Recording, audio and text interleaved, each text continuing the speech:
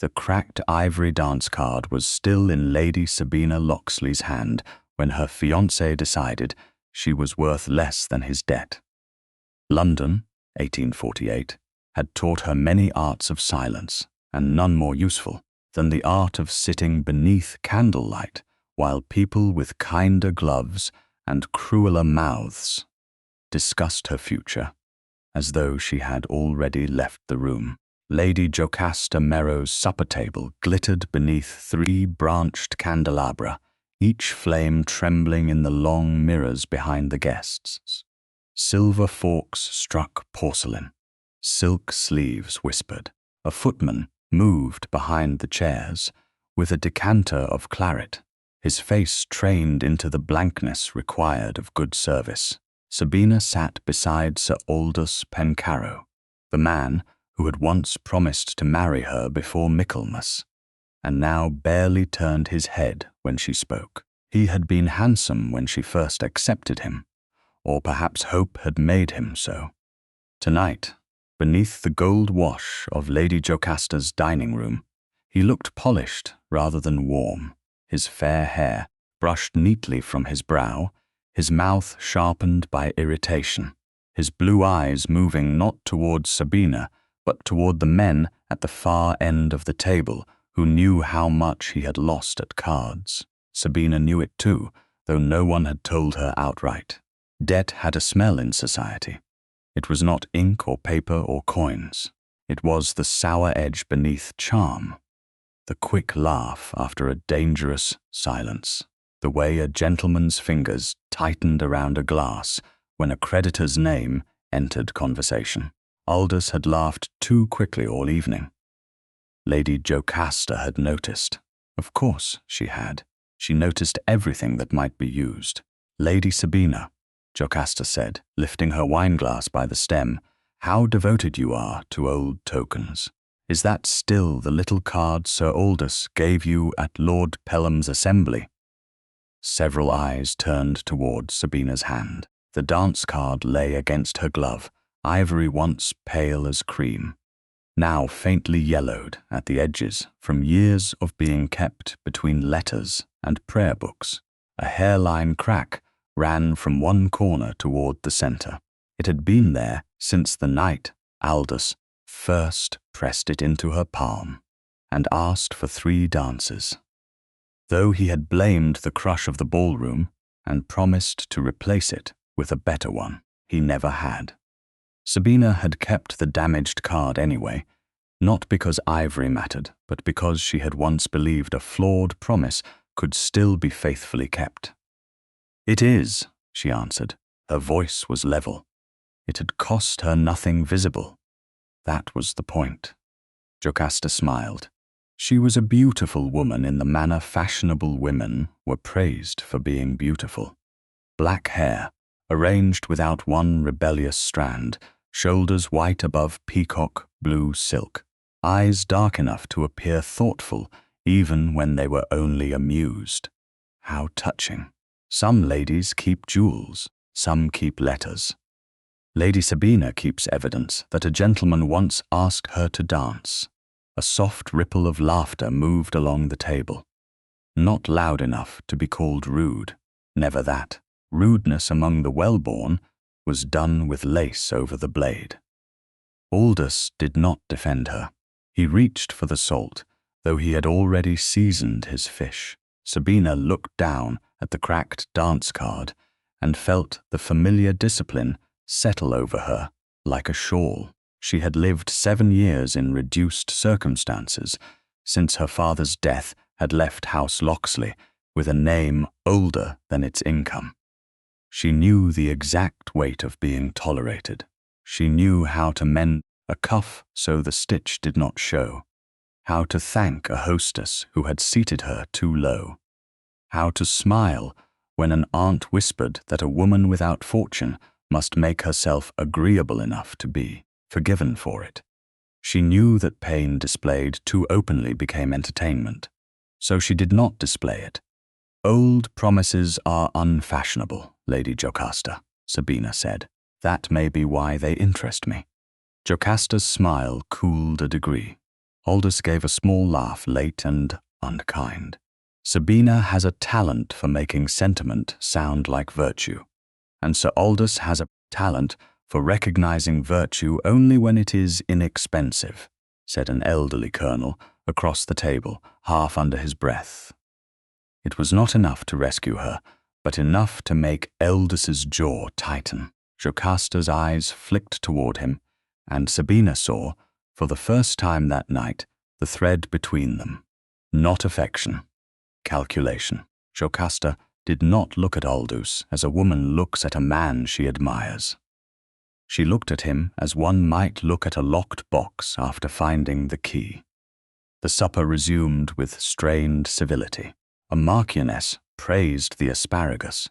A young lord spoke of a railway speculation in Kent. Someone mentioned that the Duke of Wythorne had been invited, and the air changed so swiftly that even the footmen seemed to move more softly. "Surely he will not come," Lady Jocasta said, though her tone suggested she knew he would. "His Grace has not appeared at a supper since the Harbury rout."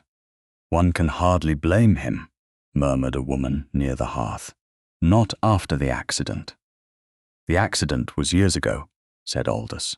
"Years do not improve rot," another gentleman replied, with the careless cruelty of a man certain the injured party was not yet close enough to hear. A nervous laugh followed. Sabina looked up. "Rot?" she asked before she could stop herself.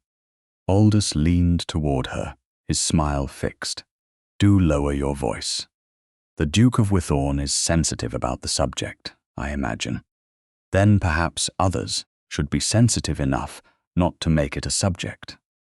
The words slipped out quietly, but quiet did not mean harmless.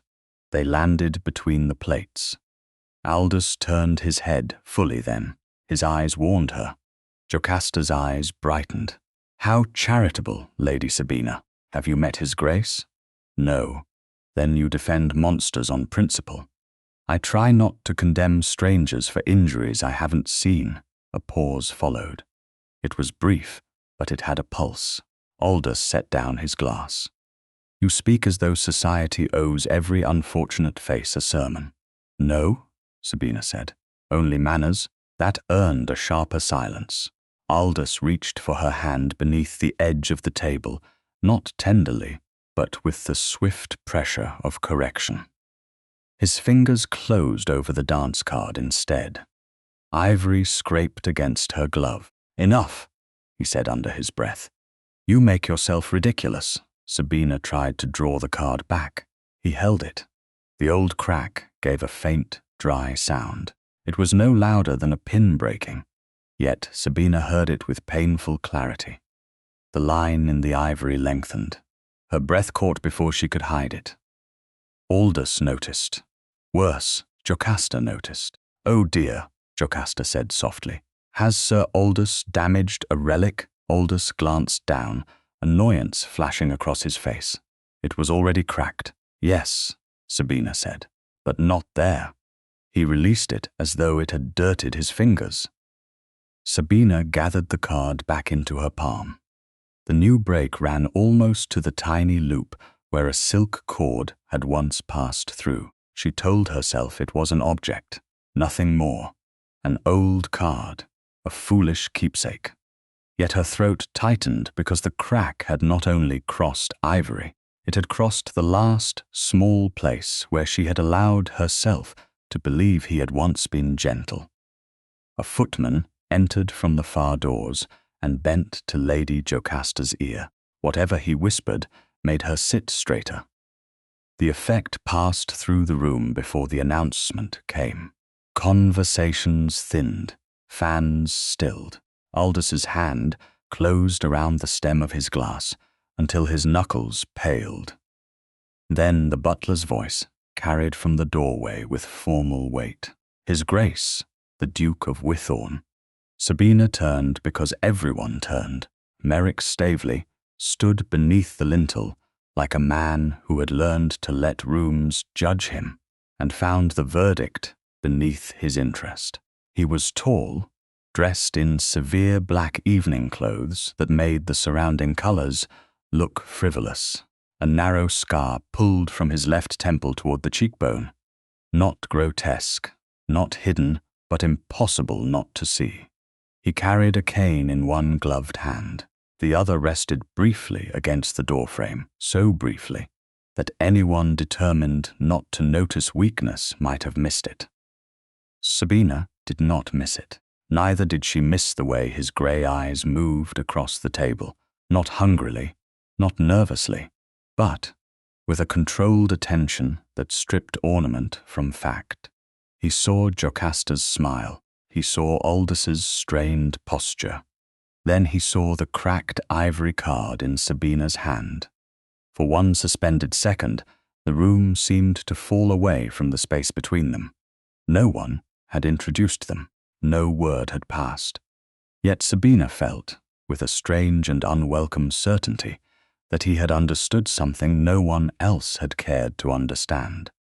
Not all of it, not the years of waiting, not the humiliations folded neatly into good manners, not the slow education of a woman taught to be grateful for being tolerated.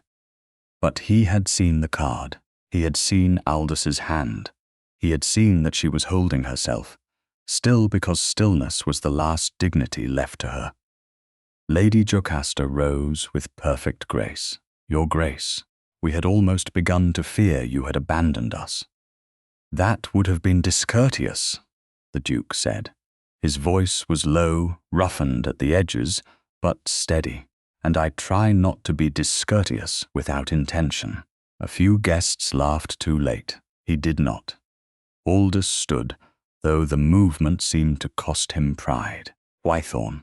Sir Aldous. The Duke's eyes paused on him. You look as though supper disagreed with you.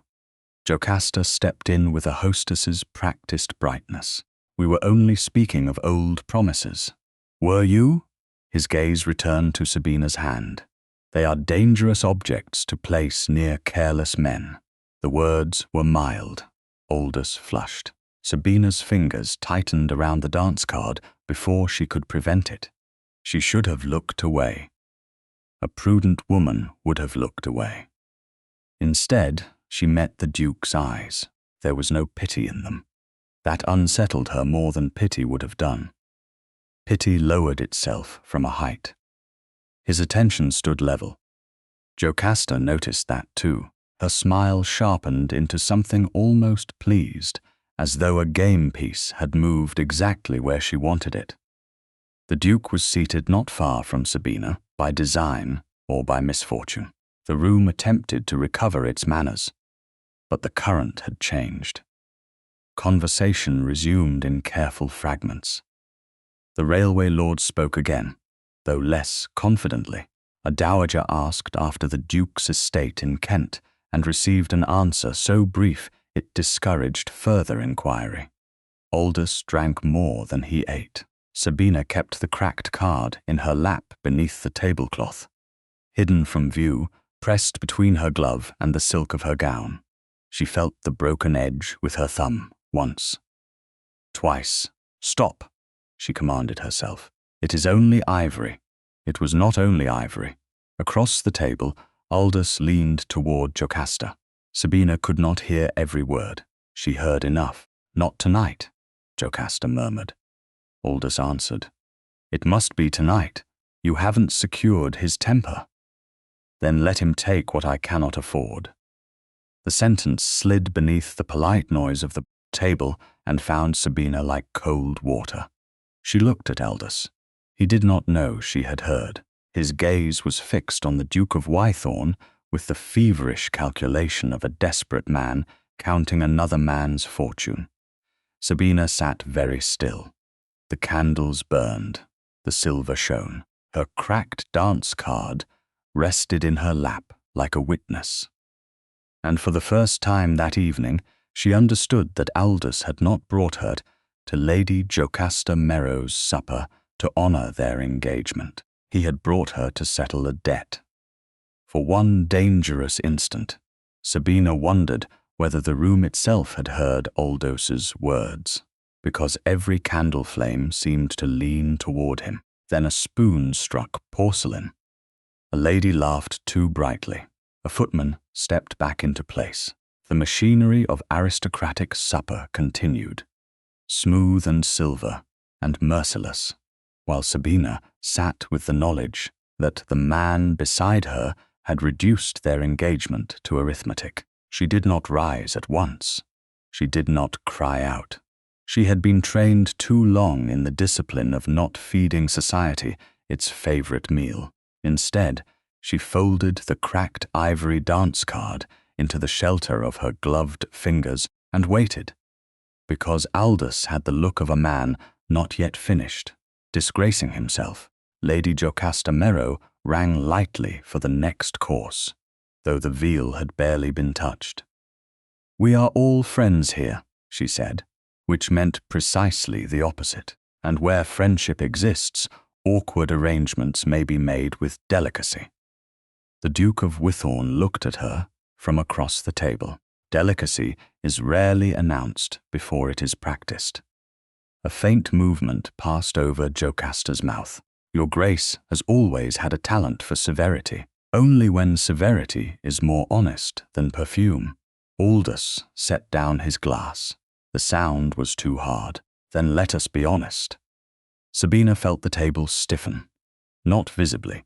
Good breeding did not allow one to gasp before disaster had fully introduced itself, but the guests knew. They sensed blood in manners before blood was drawn. Aldous rose. He did it gracefully, because even desperation could wear evening dress. "Lady Jocasta is correct. We are among friends, and friends understand that the world does not always honor youthful expectations." His eyes slid towards Sabina for the space of a heartbeat, then away. "My engagement to Lady Sabina Loxley was formed under circumstances that have since altered." Sabina heard a woman whisper, "Altered?" The word travelled like a pin across silk. Aldous continued, gaining courage from the attention. "House Loxley's situation is well known. My own obligations are also not entirely private, it seems." He smiled, as if debt were an amusing weather change. "I do not pretend to be sentimental. A marriage is an alliance. It must be useful to both parties." The cracked card in Sabina's hand seemed to grow heavier. She kept her gaze on the white cloth before her plate. She would not look at him while he stripped her of dignity one sentence at a time. "Sir Aldous," said the Duke, his voice very quiet. "Say what you mean before you make cowards of all your nouns." That brought the silence down fully. Aldous flushed. Lady Jocasta's eyes gleamed. She did not stop him. That was when Sabina knew the shape of the trap had been set before she entered the house. Aldous turned toward the Duke with a little bow. "Very well. Your Grace is unmarried. Society has wondered whether you would ever take a wife. Lady Sabina is gently born, obediently trained, and accustomed to limited expectation. If you desire a bride who will not trouble your household with excessive demands, I am willing to withdraw my prior claim." A chair creaked. Someone murmured, "Good heavens." Sabina felt heat rise up her throat, but her hands stayed still. He had not said the worst yet. Men like Aldous always saved the worst for when the first wound had made the room too stunned to defend the bleeding. "In return," Aldous said, and now his gaze flickered toward Lady Jocasta. "Certain inconveniences attached to my name may be settled, quietly, honorably. Lady Sabina's prospects improve. Your Grace gains what even a duke requires eventually. I am relieved of an impractical obligation." His hand moved toward the cracked card in Sabina's grasp. A fair exchange. Sabina drew the card out of his reach. The movement was small. It still silenced him. She rose before anyone could decide whether she had permission. Her chair whispered back over the carpet. For the first time that evening, every face turned fully toward her. not as ornament, not as poor relation, not as a woman waiting to be married, but as the subject of a bargain who had unexpectedly stood up inside it. Her fingers went to the pale ribbon at her wrist, the narrow betrothal favor Aldous had tied there 2 months earlier in a moment he had claimed was tender because no jeweler could yet be paid. She loosened the knot. It resisted. For one foolish second, the old ache returned. Then the ribbon came free. She placed it beside her untouched glass. I am not part of his estate. The words were not loud. They did not need to be. Aldous's face hardened. Sabina, sit down. The Duke of Wythorne also rose. He did not move quickly. His cane touched the carpet once. Then again, a measured sound that seemed to separate him from every whispering person in the room. You will not command her. Aldous laughed, but it cracked at the edge. Will I not? Until the engagement is formally dissolved, I retain some interest in her conduct. Interest is what one pays on money owed, the Duke said. It is not a right over a woman. Lady Jocasta lifted one hand. Your Grace, surely Sir Aldous speaks clumsily from embarrassment. No one suggests Lady Sabina is property. He placed her value in the same sentence as his debt. The Duke's eyes did not leave Aldous. That is not clumsiness. That is revelation. Aldous's temper broke through polish. You are hardly in a position to sneer at bargains. Half of London calls you unfit for any drawing room, let alone a bridal chamber. You should thank me for offering you a woman desperate enough to overlook decay. The room inhaled. Sabina looked at the Duke then, fearing she would see pain exposed for their amusement. She saw something colder, not indifference. Control, terrible control. His left hand tightened once upon the head of his cane, then eased. You mistake rumor for permission, he said, and desperation for courage. Then, before Aldous could answer, the Duke turned to Sabina, not to the room, not to Jocasta, to her. Lady Sabina, do you wish to leave this room? The question struck more deeply than Aldous's insult. Do you wish? Not you must, not come, not allow me. She had been ordered all evening by expectation, debt, reputation, pity, and male convenience. The Duke gave her a door and did not push her through it. Sabina felt every eye waiting for her to collapse into gratitude. She refused them that too. Yes, Your Grace, she said. I do. He inclined his head once, his right hand lifted toward her elbow, then stopped a careful inch away, suspended in restraint. May I escort you? That pause undid her more than a touch would have done. It made room for her answer.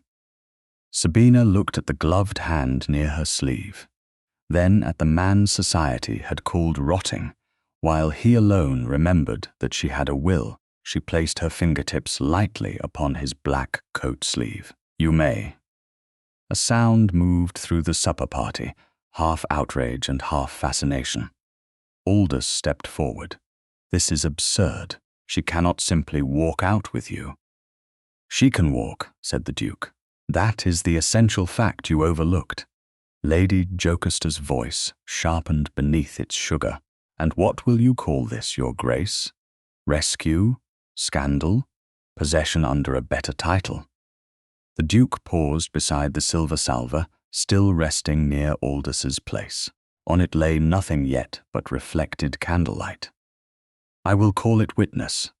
He reached into his waistcoat and withdrew a coin. Not large, not theatrical, merely bright enough to catch the flames. He placed it on the salver. The clear ring of metal made several guests flinch. For the damage done to Lady Sabina's card, he said. Not for Lady Sabina. No woman is currency in my house. Sabina's breath almost failed her then, but she held herself steady.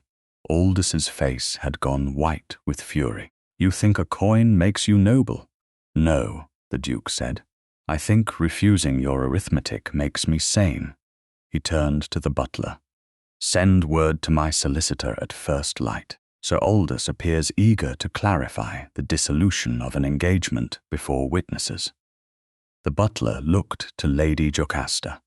Lady Jocasta, trapped by her own guests, gave the smallest nod. Aldous recovered enough to sneer. And tonight, you take her to Wythorne House under what name? Sabina felt the question strike the room exactly as he intended. It carried threat, impropriety, ruin. The Duke did not look away from her. Under her own name, with whatever chaperone she chooses, or with Lady Jocasta's senior housekeeper, if no better protection is available before my carriage is called. The doors at Wythorne House will remain open. Her reputation will not be asked to pay for your disgrace. Sabina heard the precision of it. He was not careless. He understood the world well enough to shield her within its rules, even while despising the cruelty beneath them. Something inside her, clenched tight since Aldous first grabbed the card, loosened by a thread. She turned to the table. Her voice was steadier than she felt. Sir Aldous, our engagement is ended. His mouth twisted. You do not have the authority to say that. I have the authority to say what I will not be. She set the cracked ivory dance card on the silver salver beside the Duke's coin, not surrendering it, marking the moment, and I will not be traded. The room was utterly still. Even Jocasta had lost the shape of her smile. Then Sabina picked the card back up. Because it was hers, because its broken edge belonged to her history, and not to their amusement. She kept the torn ribbon on the table. That Aldous could have. The Duke offered his arm again, not touching until her fingers returned to his sleeve. This time, she did not tremble. They crossed the length of Lady Jocasta's dining room, beneath the eyes of those who had watched her priced and found her inconveniently alive. At the door, the Duke stopped just long enough to speak without turning. Tonight you may have safety, he said to Sabina, low enough that it was meant for her, clear enough that the nearest guests heard. Tomorrow you shall have truth. Sabina stepped across the threshold beside him, still holding the cracked card. Behind her, the supper room remained bright with candles, silver, and ruined manners. Ahead waited a corridor, a waiting footman, the cold London night, and a carriage belonging to a man she did not know. Yet for the first time since the evening began, the next step was hers.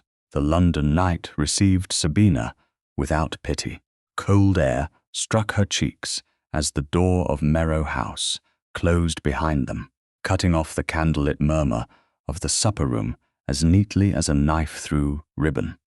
For a moment, she stood beneath the portico with the cracked ivory dance card hidden in her palm and the Duke of Wythorne at her side, while two footmen pretended not to stare at the woman who had just been publicly discarded and escorted out by the most feared bachelor in England.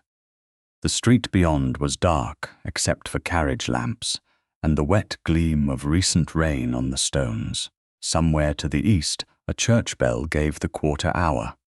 Sabina heard it as though from under water. Lady Sabina. The Duke's voice was low beside her. Before my carriage is called, I must ask whom you wish summoned. A female relation, a companion, or Lady Jocasta's housekeeper, if necessity allows no better option. She almost laughed, not because anything was amusing, but because propriety had survived even the wreckage of her engagement. My aunt, Mrs. Willa Greaves, would come only to tell me I had behaved badly. Would you still prefer her? No. The answer came faster than she expected. It startled her with its honesty. The Duke inclined his head, as if refusal was not ingratitude, but information.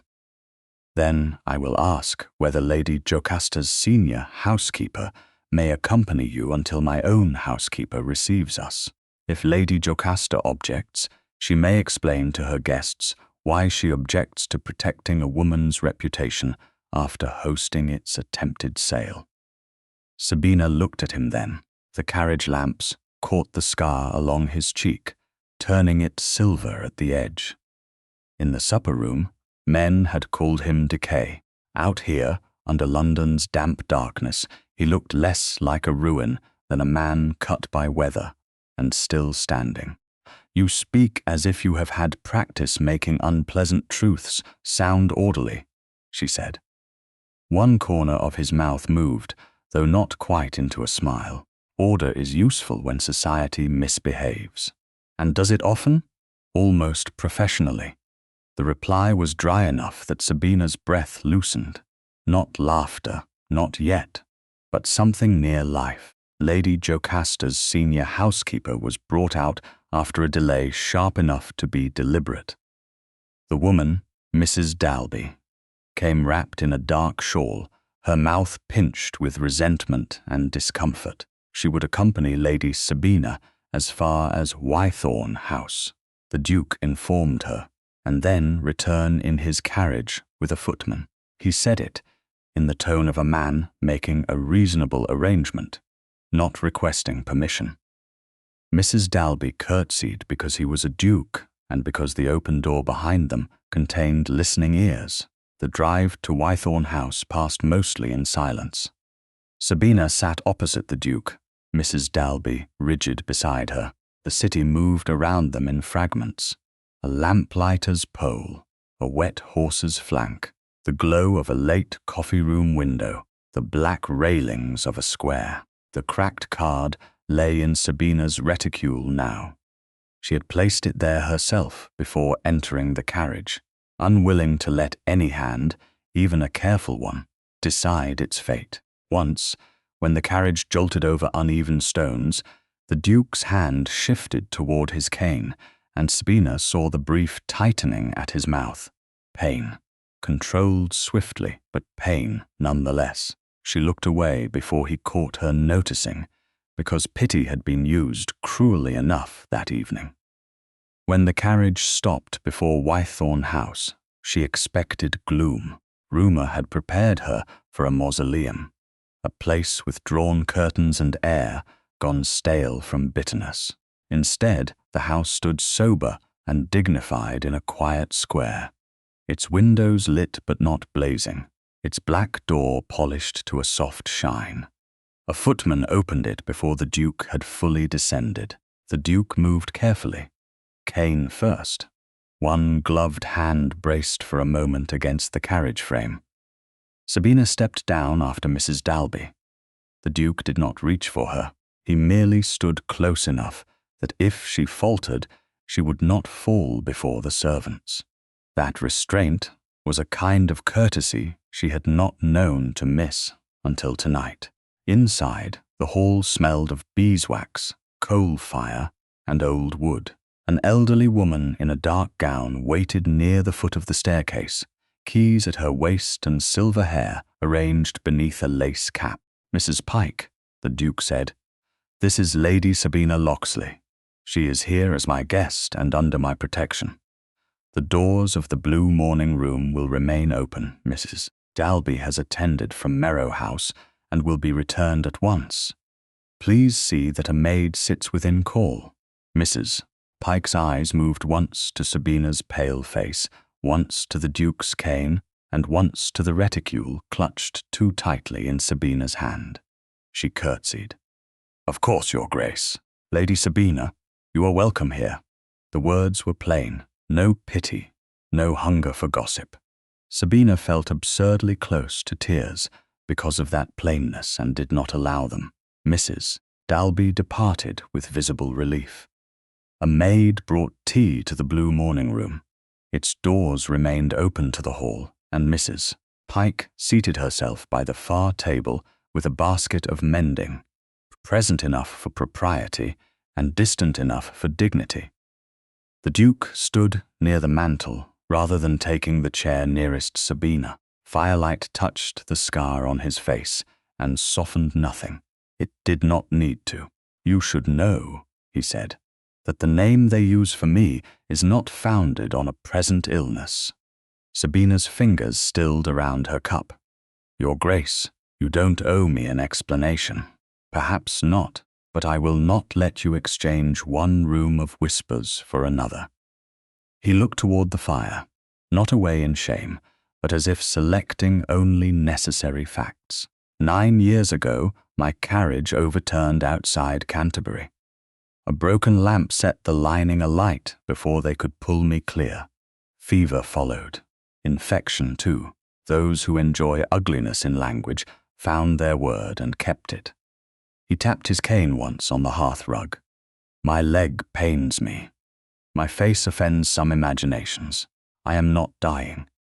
Sabina heard the discipline beneath the statement. He had said it before, perhaps to physicians, solicitors, relatives, servants, himself. I am not dying, a defense against being buried while breathing. I did not think you were, she said. His eyes returned to her. No, no. Men who are dying usually seem more eager to be sentimental. This time the corner of his mouth truly shifted. Briefly, you have known many dying men, only socially. London declares people finished long before the church is involved. The fire cracked softly. Mrs. Pike's needle moved through linen with a steady whisper. The Duke crossed to a writing table near the window and lifted a folded scrap of paper from beneath a brass weight. He did not hand it to Sabina at once. This reached me before supper. No signature, delivered through a boy who claimed not to know the sender. Sabina set down her cup. What does it say? He placed the paper on the small table between them, angled so she could read without taking it. That, too, she noticed. The choice left to her. The line was short, written in a hurried masculine hand. The lady will settle the balance. Sabina read it once, then again. The room seemed to narrow around the words. That was prepared before tonight. So I believe. Aldous knew. Her own voice sounded distant. He knew before we arrived. Yes, the word was gentle, only because it did not pretend uncertainty. Sabina drew her reticule onto her lap and opened it. The cracked ivory dance card lay inside like a small bone. She took it out, and the firelight found the new fracture Aldous had made. He broke this after the note was already sent. Her thumb touched the edge. I thought that was the moment he became cruel. It may have been only the moment he stopped hiding it. She closed her eyes once. Not long. Long enough to master the first wave. When she opened them, the Duke had shifted nearer, perhaps by instinct, and his cane slipped where the rug met polished floor. It fell before he could catch it. Sabina bent at once and reached for it. He reached too. Their gloved hands met over the silver handle. Only a brush, only a second. Yet the contact seemed to carry the shock of the evening differently from every accidental touch she had endured in crowded rooms. He stopped immediately. He did not close his fingers over hers. He let her decide whether to withdraw. Sabina did not recoil. She lifted the cane and offered it back. Your Grace. His gaze rested on her face, not on the hand that had not flinched. Thank you. The words were simple. They held more weight than praise. He took the cane, careful not to touch her again. Sabina returned to her chair, but something in the room had altered. Not safety exactly. Safety was too large a word for a night still full of consequences. It was more like the first inch of ground beneath floodwater.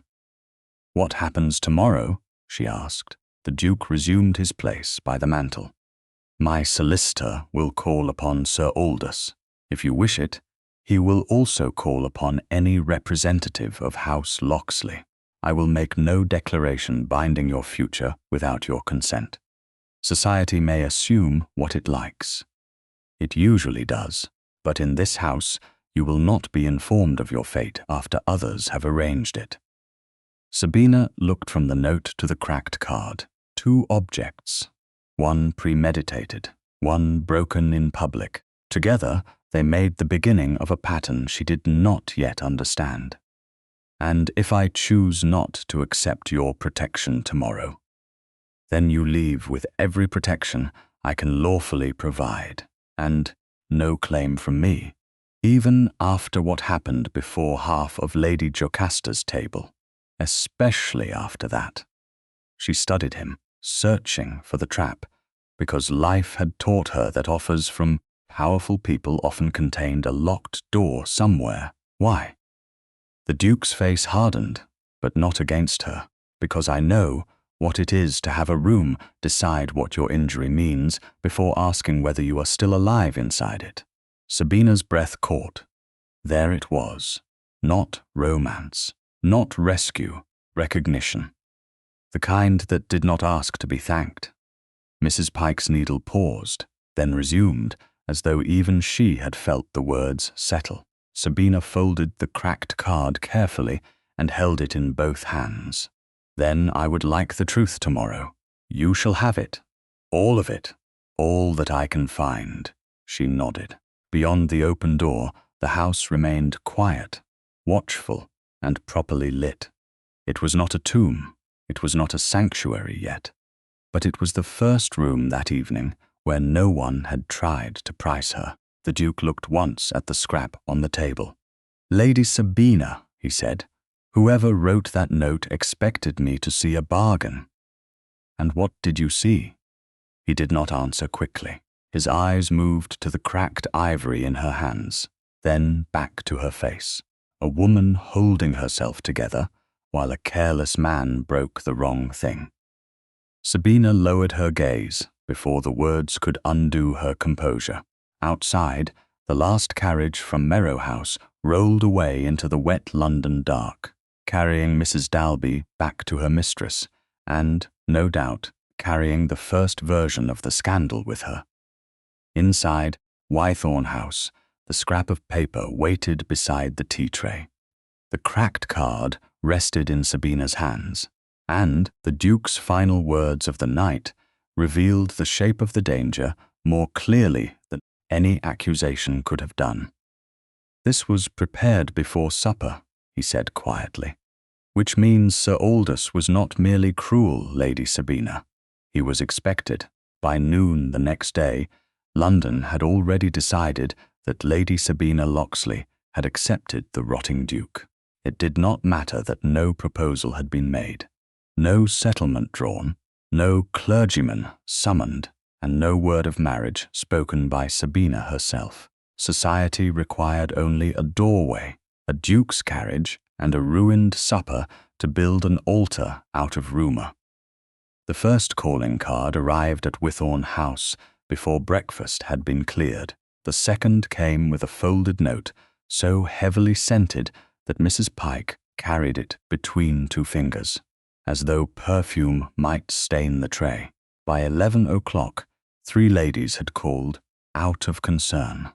One gentleman had sent a message asking whether Sir Aldous Pencarrow's conduct had been misunderstood, and Mrs. Willa Greaves had written to demand that her niece return at once. Before she made her situation irretrievable. Sabina read that last word twice in the blue morning room, with the doors open, and Mrs. Pike seated by the window as she had been the night before. Irretrievable. As though Sabina had been misplaced, as though her value depended upon being put back where Aldous had left her before anyone noticed the crack. She folded her aunt's letter and placed it beside her saucer. "Mrs. Greaves believes I have damaged myself beyond repair," she said. The Duke of Wythorne stood near the writing table, one hand resting lightly on the back of a chair rather than on his cane. The long scar at his temple looked harsher in morning light, yet less frightening for being plainly visible. "Then, Mrs. Greaves has a poor understanding of damage. She has an excellent understanding of dependence. That is not the same thing." Sabina looked at him. The night's shock had not softened him. If anything, Daylight made his restraint more severe. His black coat was faultless, his expression controlled, and his eyes tired in a way that suggested he had slept little. On the table between them lay the unsigned scrap from the night before, the words still sharp enough to wound. "The lady will settle the balance." Beside it, wrapped in a clean square of linen at Sabina's request, rested the cracked ivory dance card. She had not allowed it out of her sight except while changing her gloves. "Your Grace," she said, "if I remain here under your protection, London will call it an understanding. London has already done so.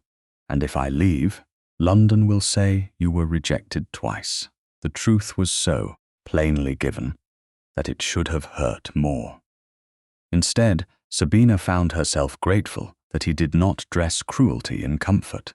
"Then I am trapped between two stories, neither of them mine." The Duke's fingers tightened once on the chair. "Only if we allow either story to stand uncorrected." A footman appeared at the open door and bowed. "Mr. Venn is here, Your Grace." "Show him into the library. I will attend him in a moment." When the footman withdrew, Sabina rose. "Your solicitor?" "Yes. He will begin with Sir Aldous' public statement, the witnesses present at supper, and the note delivered to me before the event." "And with me?" "Only if you choose to speak with him." That answer should not have surprised her by now. It did. Men had been choosing the shape of her life for years, then calling her fortunate when the shape left room enough to breathe. The Duke's refusal to command felt almost disorienting. "I will speak," she said. "But before that, I must know what you intend society to hear. That you left Merrow House under my protection after a public insult. That Sir Aldous' behaviour is under review by my solicitor. That no arrangement concerning your future will be announced without your consent." "That is not enough." His gaze sharpened. "No? No. It sounds honourable. It also leaves everyone free to decide I am waiting here until you choose whether I am worth keeping." Silence entered the room, clean and cold. Mrs. Pike's needle paused. The Duke did not look insulted.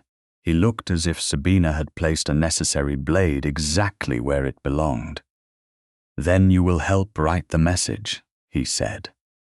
Sabina blinked. "I beg your pardon. You object to being spoken of after decisions have been made. So we will not do that." He moved to the desk and drew out a sheet of paper. His walk was controlled, but the cane had returned to his hand, and she saw the slight delay before he sat. Pain did not make him smaller. It made his silence more expensive. He dipped the pen and looked up. What must London hear? The question should have been simple. Sabina had spent so many years swallowing replies that finding one fit for paper felt like unlocking a rusted box. She moved to the opposite side of the desk. Not too close, close enough to read. "It must hear that I am not engaged to Sir Aldous Pencarrow." The Duke wrote, "Good. It must hear that I am not engaged to you." The pen stopped for half a heartbeat. Then it moved again. Also good. "It must hear that I am under your protection only because a public wrong was committed and because my own household cannot receive me without prejudice." His eyes lifted at that. Will Mrs. Greaves resent that line? Deeply. Then it has merit. Sabina almost smiled. Almost. The impulse startled her more than the scandal had. She looked away toward the window, where the grey square beyond the glass showed a procession of carriages passing beneath bare branches. And it must hear that any future alliance, if one exists, will be considered by me as well as by you. The Duke wrote the words slowly, considered by Lady Sabina Loxley as well as by the Duke of Wythorne. He sanded the paper, then set the pen down. "Does that satisfy?" Sabina read the lines. The language was formal, careful, socially survivable. It did not call her rescued. It did not call her ruined. It did not call her grateful. "It begins to," she said. "Beginning is all one should ask of a morning after treachery." This time she did smile faintly. His eyes changed when he saw it. Not dramatically, not with triumph, more as if a shutter had opened for an instant in a room he had long kept dark. Then the moment passed, because Mrs. Pike rose and accepted a tray from the footman at the door. On it lay a single calling card edged in black. Sabina felt the air alter before she read the name. Lady Jocasta Merrow. Beneath the printed name, a line had been written in a fine, elegant hand. "Some brides are chosen by candlelight, others by decay." Sabina's smile disappeared. The Duke stood so quickly that pain crossed his face before he mastered it. He did not ask to see the card. He waited. That mattered. Sabina picked it up herself and carried it to him. "This was sent to me," she said. "But you should read it." He took it only after her hand released it. His expression did not change, but his stillness deepened. "Black-edged cardstock," he said. "A mourning border for a social insult. Is that unusual? For a calling card, it is theatrical. For Lady Jocasta, it is probably deliberate. She wants people to think I have chosen death by candlelight." The words sounded grotesque once spoken. The Duke placed the card beside the unsigned scrap. "Or that I have." Sabina looked from one paper to the other. The same careful cruelty breathed beneath both.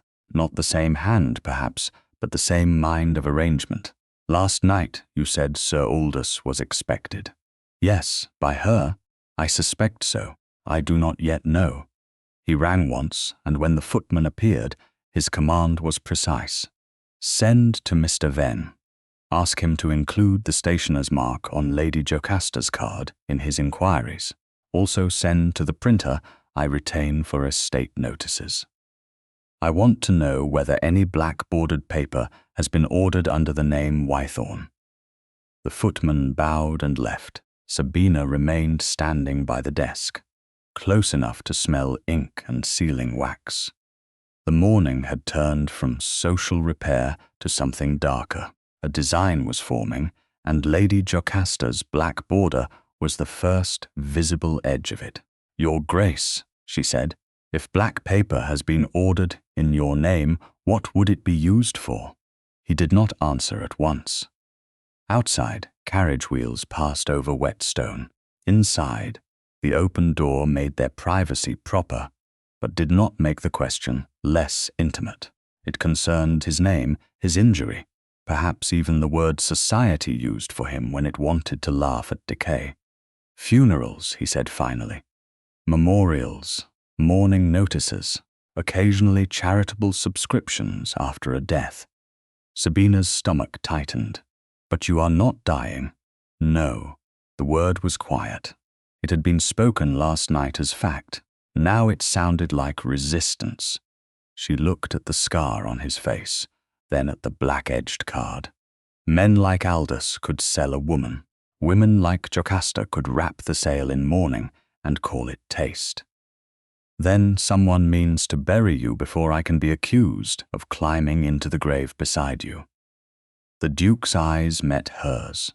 There was no flirtation in that look, no softening meant to disguise danger.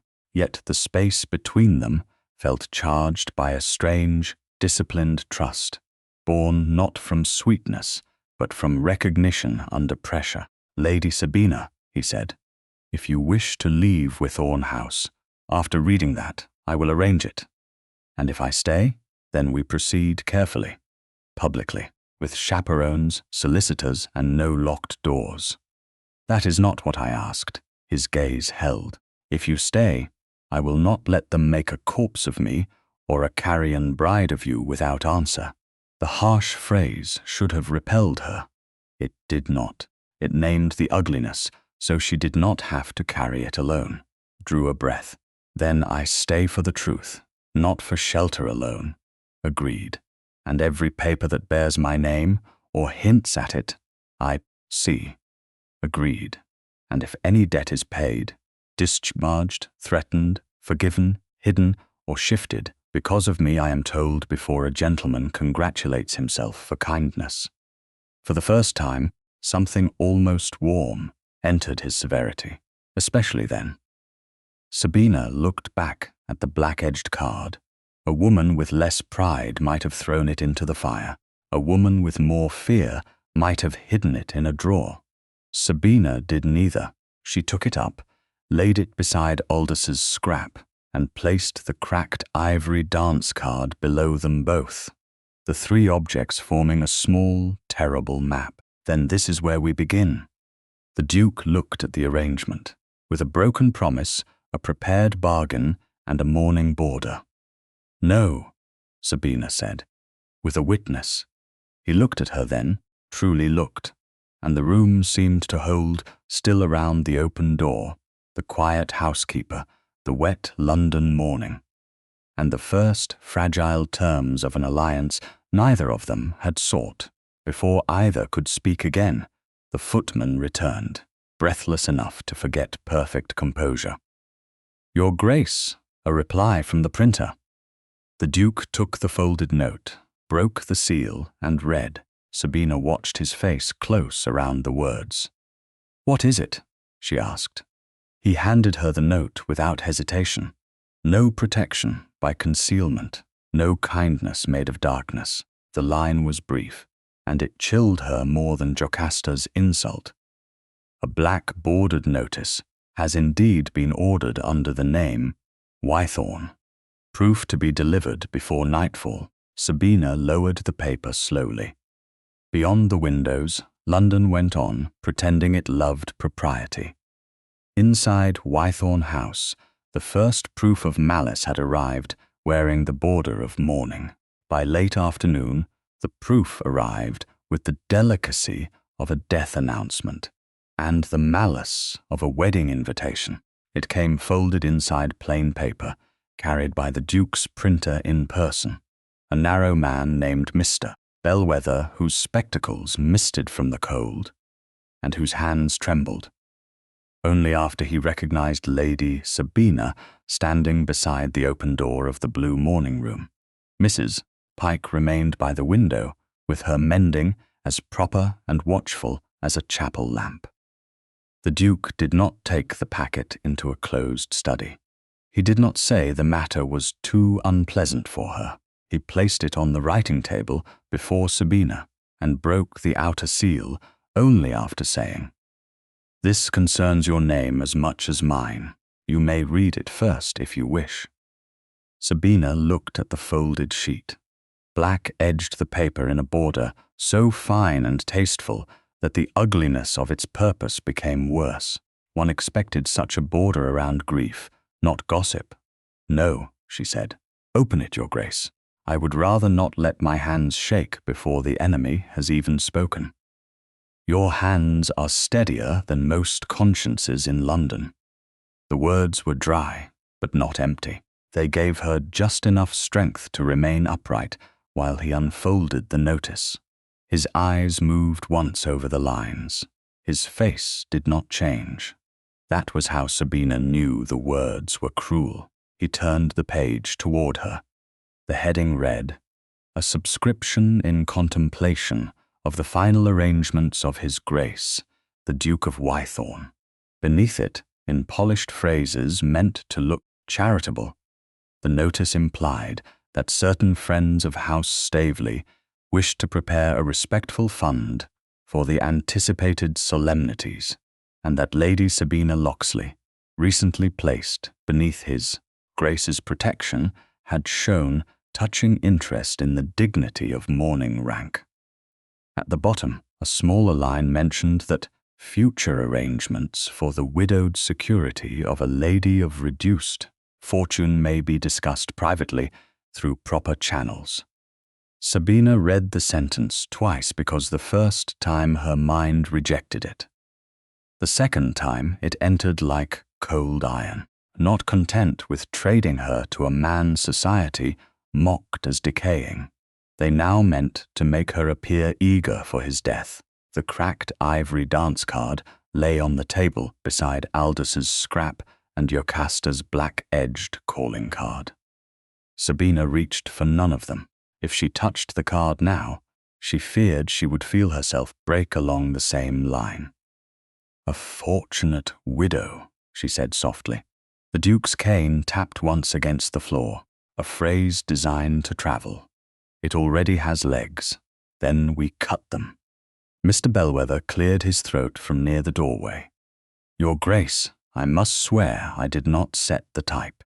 A boy brought the order to our side counter with the name Wythorne written clear enough. But the form was irregular. I sent notice here because I have printed your estate circulars these 10 years, and I knew your steward's hand. This was not it." "You did correctly," the Duke said. "Who requested the black border?" The order specified mourning border, narrow rule, highest quality stock. It was to be suitable for private circulation among persons of rank, and payment, half advanced in coin. The boy said the remainder would come from a lady's account if the first proof was approved. Sabina looked up. "A lady's account?" Mr. Bellwether shifted. "That is what he said, my lady. I thought it odd." "Did he give a stationer?" asked the Duke. The printer drew out a smaller slip. "The paper came supplied, Your Grace, not ours, marked from Ellery and Cope in Bond Street." The Duke took the slip, then placed it on the table without hiding it. "Lady Jocasta uses Ellery and Cope." Sabina picked up Jocasta's calling card at last. Her black border seemed to darken beneath her fingers. "This card as well? Likely. How certain is likely? Not enough for public accusation. Enough for inquiry." Sabina turned the calling card over. In the lower corner, almost hidden beneath the black edge, was a tiny crescent impressed into the card stock. Not ink, pressure, a maker's mark. She set it beside the notice proof and bent closer. The same faint crescent appeared near the lower fold of the mourning paper. A small thing, a nearly invisible thing. Yet her breath changed when she saw it. "The crescent," she said. The Duke's gaze followed hers. Mr. Bellwether leaned forward, then stopped himself, remembering rank. "Yes, my lady. Ellery and Cope use that mark on private stock. Their best clients like such distinctions." "Lady Jocasta would," Sabina said. She heard bitterness in her own voice and disliked giving Jocasta even that much power. She smoothed it away. She would want the paper to be elegant before it was vicious. The Duke looked at her then, and for a moment the paper, the printer, and the open door receded. "You should not have had to become fluent in elegant viciousness. Women without fortune are taught several languages." He did not answer quickly. Something moved across his face. Not pity, not admiration alone, but a kind of anger held carefully, so it would not frighten the person it was meant to defend. "Then let us make use of your education and my printer." The practical words steadied her. Mr. Bellwether supplied what he knew. The boy had been about 14, quick, nervous, wearing a cap too large for him. The order had been delivered just before noon, which meant it had been arranged after the supper. But the language on the notice echoed the scrap delivered before the supper. That mattered. Sabina touched Aldous's note with one gloved finger, not moving it. "The lady will settle the balance," she read aloud. Then she pointed to the notice. "Future arrangements for the widowed security of a lady of reduced fortune may be discussed privately through proper channels. The same mind likes ledgers disguised as manners." The Duke's eyes sharpened. "You think Aldous wrote the first, and someone else refined the second?" "Aldous is cruel when cornered. This is not cornered. This is embroidered." Mr. Bellwether made a small sound, quickly swallowed. The Duke glanced at him. "You may speak." "Only that the phrase 'my lady' noticed Your Grace. Settle the balance was written on the order form too, not in the main text, in the margin, as if someone had copied from an instruction. Sabina felt the room still. Do you have that form? My clerk retained it until the proof was approved. Fetch it, the Duke said. Not alone. Take one of my footmen and bring the original directly to Mr. Venn.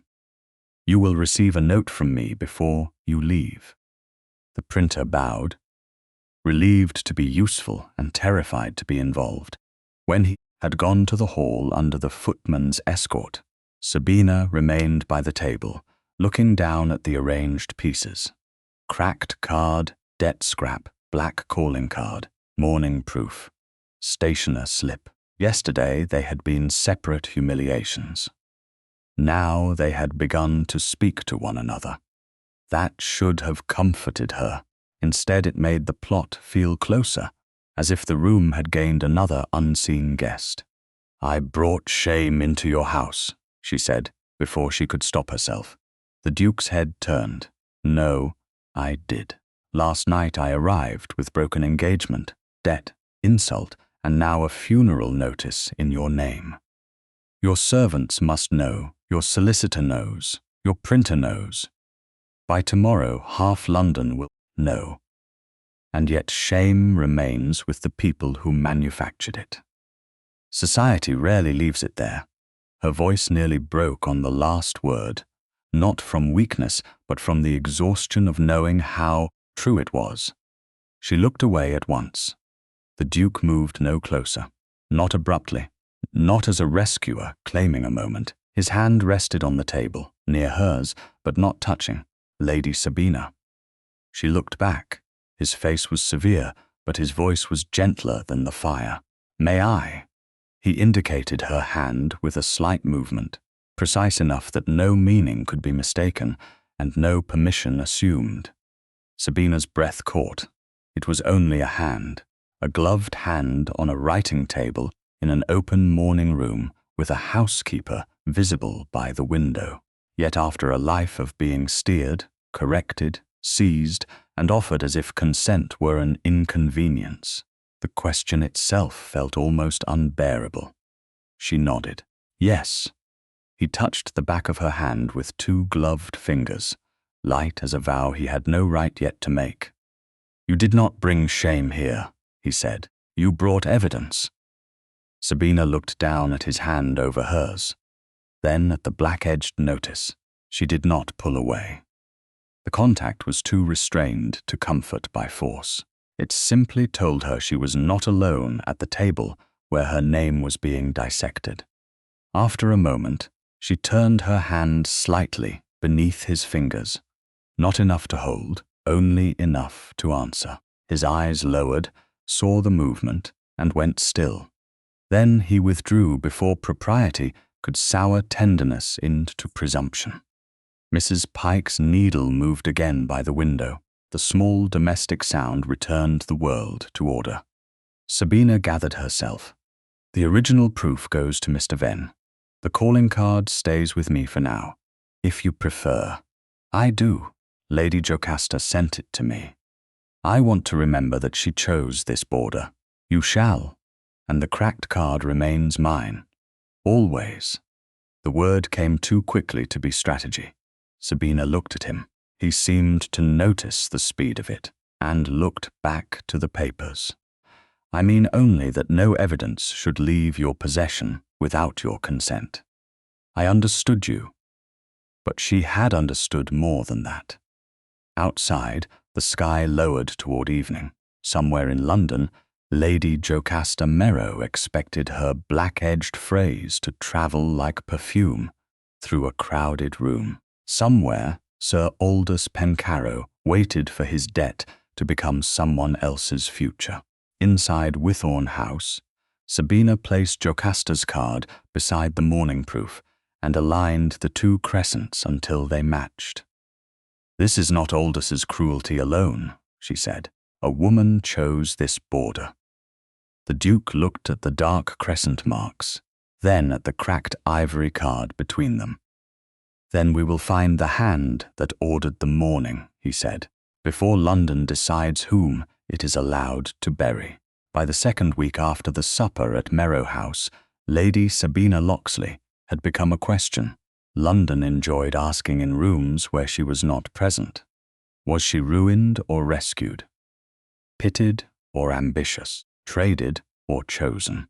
The answers changed depending upon who held the teacup, who had seen the Duke's scar most recently, and who owed Sir Aldous Pencarrow enough sympathy to call debt misfortune instead of vice.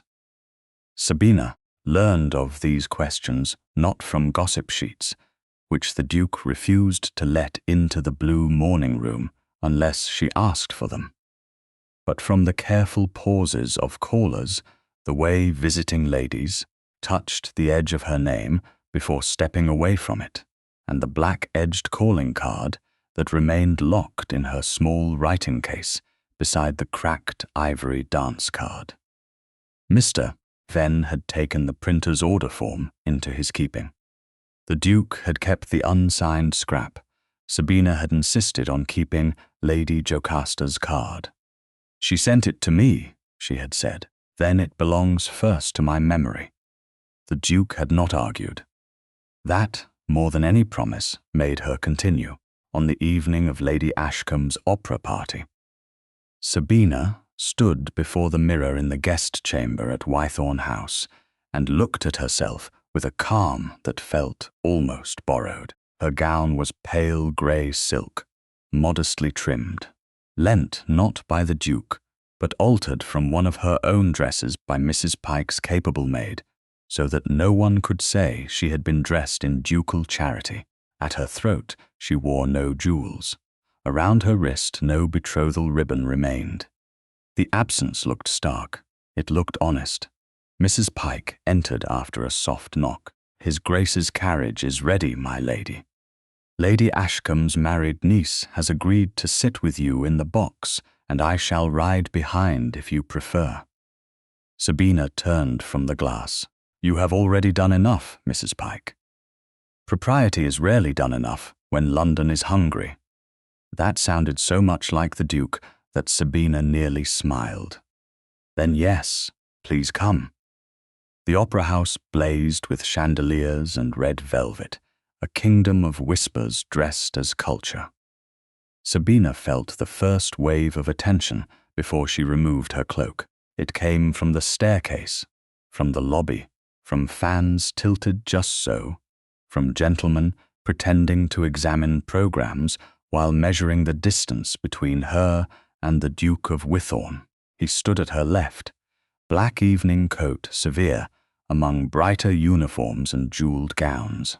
His cane was polished dark wood with a silver handle. His scar drew glances, but tonight those glances did not land on him alone. They traveled from his face to Sabina's uncovered wrist, then back again, as though searching for the price tag society had failed to see at supper. "You need not remain," the Duke said quietly, without looking down at her. "If the room proves tiresome, Mrs. Pike can take you home. Rooms have been tiresome before. This one has sharpened its teeth.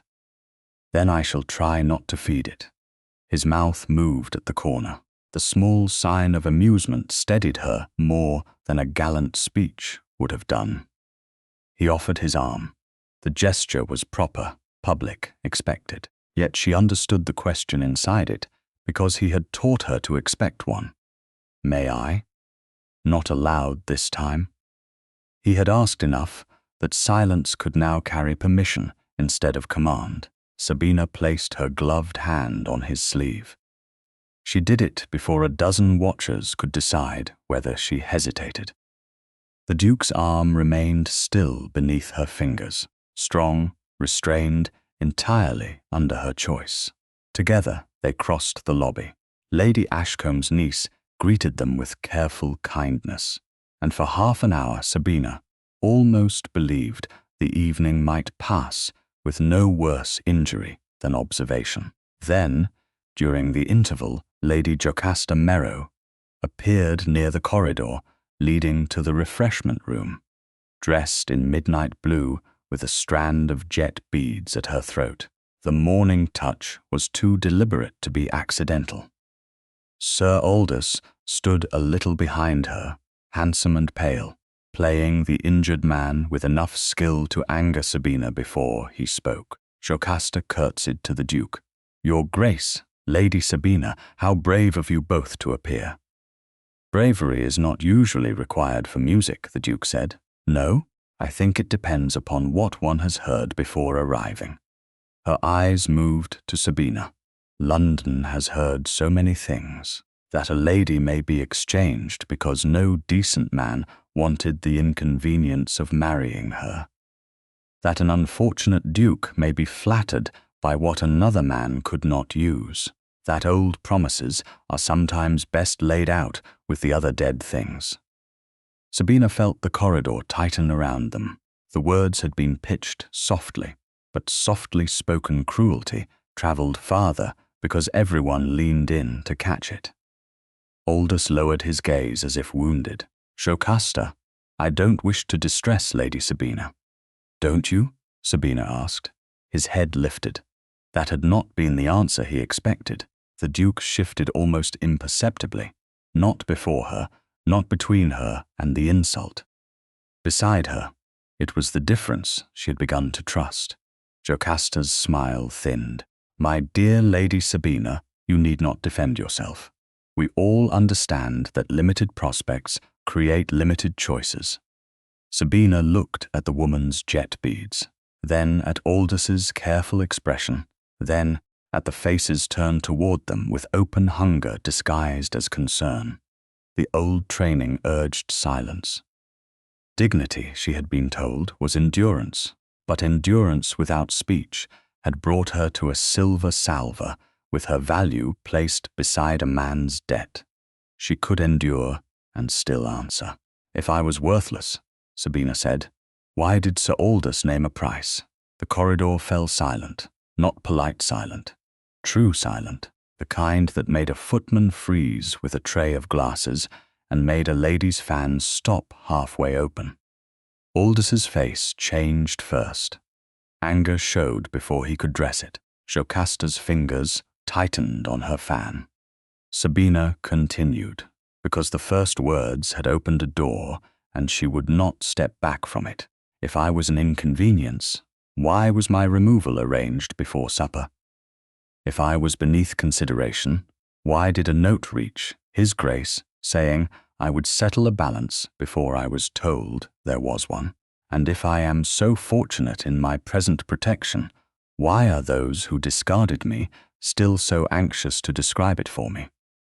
Jocasta recovered with admirable speed. "You speak as though you're certain of protection." "No," Sabina said. "I speak as though I am certain of what was done." Aldous gave a brittle laugh. "You have been in His Grace's house for little more than a week, and already speak with his severity." The Duke's voice entered then, low and edged. "Lady Sabina's severity is her own. I recommend you respect it." Sabina felt the words at her side, not over her head. She had not been rescued from speaking. She had been allowed to finish, then supported. The distinction warmed a place in her chest she had thought too bruised for warmth.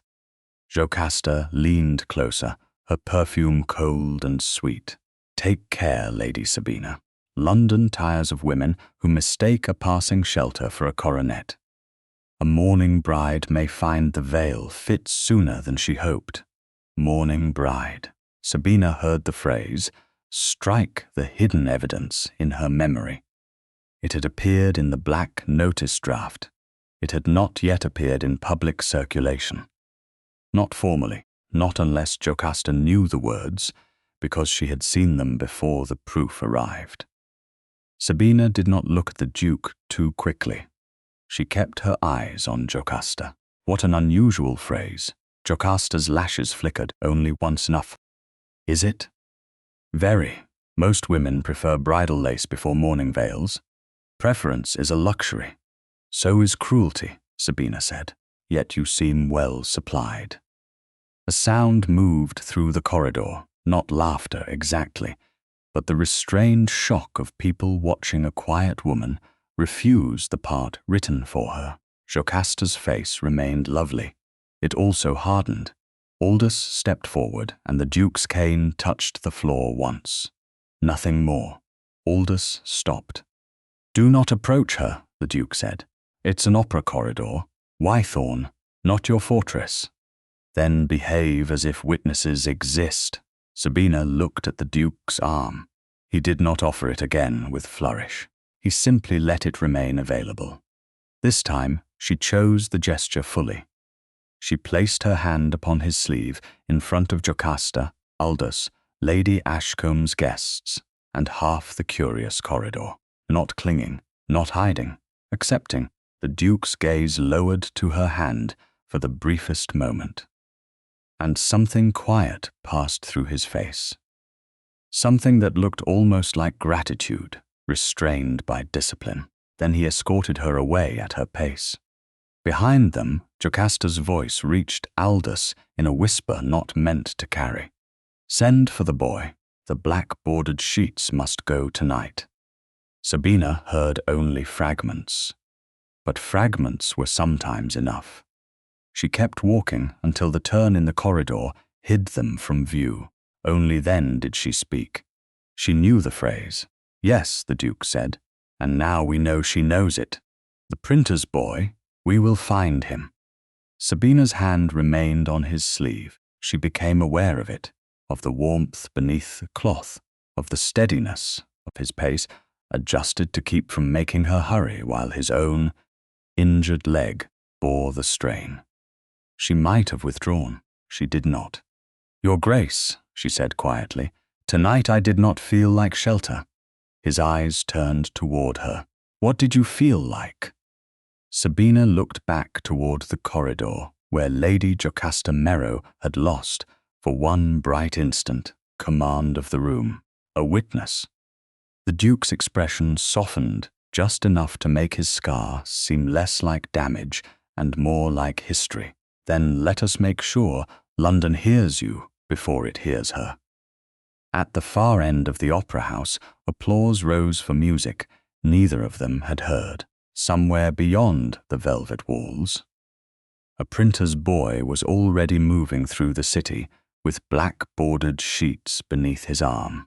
But Sabina walked beside the Duke of Wythorne with her hand openly on his sleeve, and every person who saw them had to understand one thing. Whatever bargain Aldous Pencarrow had tried to make, Lady Sabina Loxley had begun to answer it in her own name. The black-bordered sheets did not appear all at once. That would have been vulgar, and Lady Jocasta Merrow had never been vulgar when cruelty could be made elegant. They arrived instead, like mourning doves released, one by one into drawing rooms, breakfast parlors, and charity committees, folded beneath respectable hands and read in lowered voices that grew sharper with every repetition. By the third week after the supper at Merrow House, London no longer asked whether Lady Sabina Loxley had been traded. It asked whether she had made a clever bargain with a dying man. The charity supper at Lady Bramcote's house was meant to raise subscriptions for widows of retired naval officers, a cause so unimpeachable that even scandal entered the room wearing gloves. Sabina attended because retreat would have given shape to the accusation before she knew its full edge. The Duke of Wythorne attended because, as he had said while stepping into the carriage, "I refuse to let gossip announce my funeral in my absence." Mrs. Pike came as chaperone, seated near the wall with the composure of a woman who could outstare any dowager alive. The supper room was smaller than Lady Jocasta's dining room, but more crowded, its long table cleared for subscription books, its walls hung with naval prints, its air warm with candle wax, wool cloaks, and the faint salt of oysters from the refreshment trays. Sabina felt attention brush her gown before she crossed the threshold. It touched her uncovered wrist. then the Duke's scar, then the cane in his hand. She had begun to understand that rooms did not merely look, they weighed, they priced, they pronounced. Tonight, they seemed to be measuring the distance between a bride and a grave. "Lady Sabina," said Lady Bramcote too sweetly, "how generous of you to support widows." The words struck with delicate force. Sabina curtsied. Widows deserve support before their grief becomes fashionable. The Duke's gaze shifted toward her, but he said nothing. He had learned when her words needed air. Lady Bramcote's smile faltered and recovered. How feelingly put. They had been in the room less than 10 minutes when Sir Aldous Pencarrow arrived with a black ribbon on his hat. It was narrow enough to be deniable, visible enough to be understood. Lady Jocasta followed him in deep plum silk, with jet at her throat, beautiful as a polished lid on a coffin. Sabina's fingers tightened once around her reticule. Inside it lay the cracked ivory dance card, still hers, still unrepaired, wrapped in linen. In Mr. Venn's keeping were the printer's order form and the black notice proof. Jocasta's calling card remained locked at Wythorne House after Sabina had copied the crescent mark carefully into her own notes. Evidence existed. Truth existed. Yet a lie with enough witnesses could feel larger than both. The first sheet was found beside the subscription book, not hidden, displayed. Lady Bramcote lifted it as though surprised, though Sabina saw no surprise in her eyes. "What is this?" she murmured. A gentleman near her took it, read, and went still, with the theatrical stillness of a man who wished everyone to see him, trying not to react. The paper passed from hand to hand. Black-edged, narrow rule. Fine stock. Sabina knew the shape before she saw the words. A subscription in contemplation of the final arrangements of His Grace, the Duke of Wythorne. The title travelled across the room without being spoken aloud. Then someone did speak. How dreadful. Another voice followed. How prudent. Surely not authorized. But the paper is excellent. And Lady Sabina's name is hinted there, is it not? "Dignity of mourning rank," whispered one woman, unable to resist the phrase. What a curious concern for a bride. Sabina stood beside the refreshment table and felt the room begin to turn her into what the paper wanted her to be. Not a woman publicly wronged. Not a witness. A scavenger in silk. A patient creature waiting for a coronet to pass through death into her hands. She looked at the Duke. He had gone very still. The black notice had injured him differently in public than it had in the blue morning room. In private, it had been evidence. Here, beneath the watching lamps, it became a burial cloth thrown over a living man. His face did not show pain. That was worse. His hand rested on his cane with such control that the glove pulled taut across his knuckles. Lady Jocasta's voice entered gently. "One cannot fault friends of House Staveley for wishing to be prepared. His Grace's health has long been a subject of concern." "My health," the Duke said, "is not a public subscription." A few guests lowered their eyes. Aldous stepped forward, wearing sorrow as poorly as he had worn honor. "No one wishes to offend you, Wythorne. But after your long seclusion, and considering Lady Sabina's sudden presence under your roof, naturally, people wonder what arrangements have been made. People wonder many things when guided by cowards." Aldous flushed. "You call concern cowardice? When concern hides behind anonymous paper, yes." Jocasta lowered her lashes. "Anonymous? Then you deny authorizing it." Plainly, how distressing. She turned just enough for the room to follow. For Lady Sabina most of all. How terrible to be accused of interest in future security when one's own situation is so precarious. The pity in her voice was the cruelest stroke yet. It invited the room to forgive Sabina for being greedy before she had confessed to greed. Sabina felt heat rise beneath her skin. She had answered Jocasta at the opera. She could answer now, but the paper had already done its work. Every face seemed to wait for her to deny, wanting what all of them believed a poor woman must secretly want. Money, rank, shelter, the widow's settlement of a man they had already half buried. Aldous took advantage of the pause. "I meant kindness when I released her," he said, with a wounded dignity that made Sabina's stomach turn. "There are men suited to romance and men suited to necessity. His Grace, I thought, might offer what I could not. Stability, title. A future, however brief his own may be." The room inhaled. The Duke's head turned slowly toward him. Sabina saw the danger then, not of violence, but of something colder and more final. Rank could crush Aldous if the Duke chose to use it carelessly. Yet Sabina also saw the trap. If the Duke answered with fury, society would call him unstable. If he defended Sabina too fiercely, they would say she had secured command over a desperate man. If he stood silent, the lie would grow roots. He knew it too. His jaw tightened. His eyes found Sabina's, and for one moment, the room narrowed to the space between them. She did not ask him to save her. She wanted to stand, but the paper had brought him to his own grave in public, and she saw that he was standing in it alone.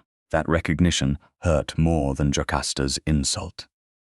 Lady Bramcote held up a second document. "There is also an account," she said, as though forced by conscience.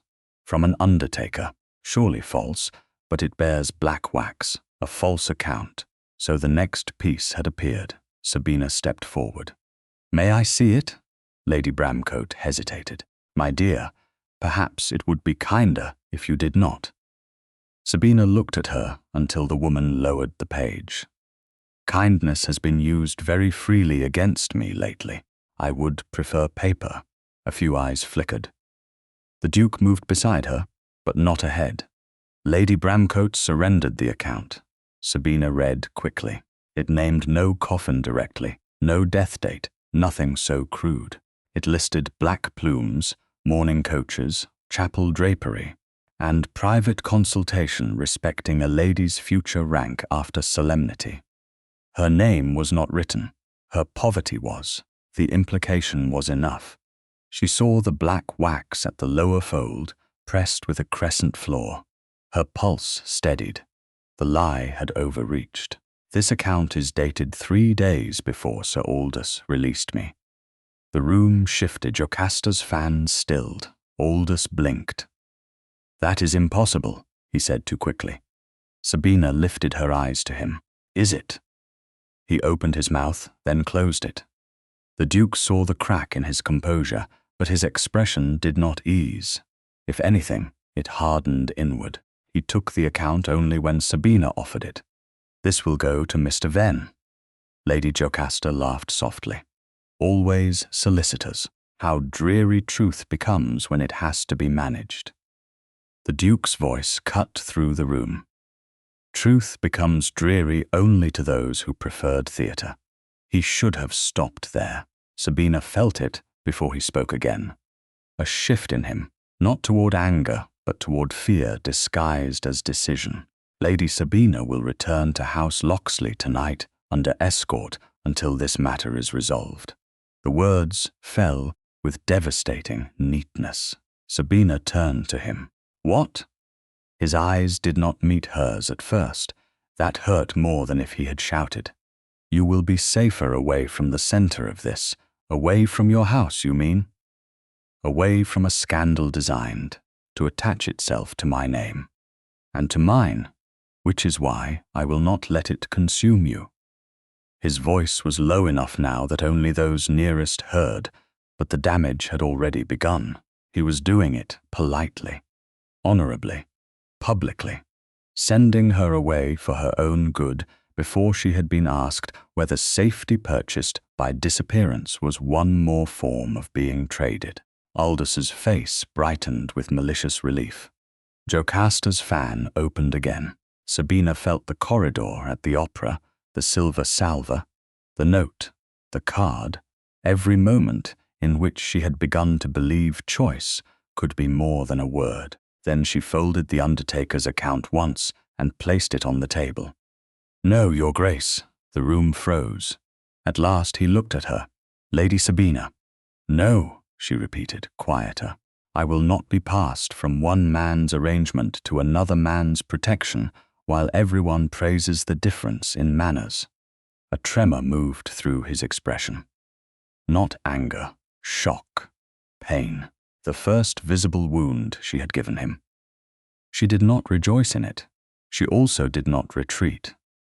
"If I leave, it will be because I choose to leave, not because Sir Aldous found me inconvenient, not because Lady Jocasta found me useful, not because you find me endangered."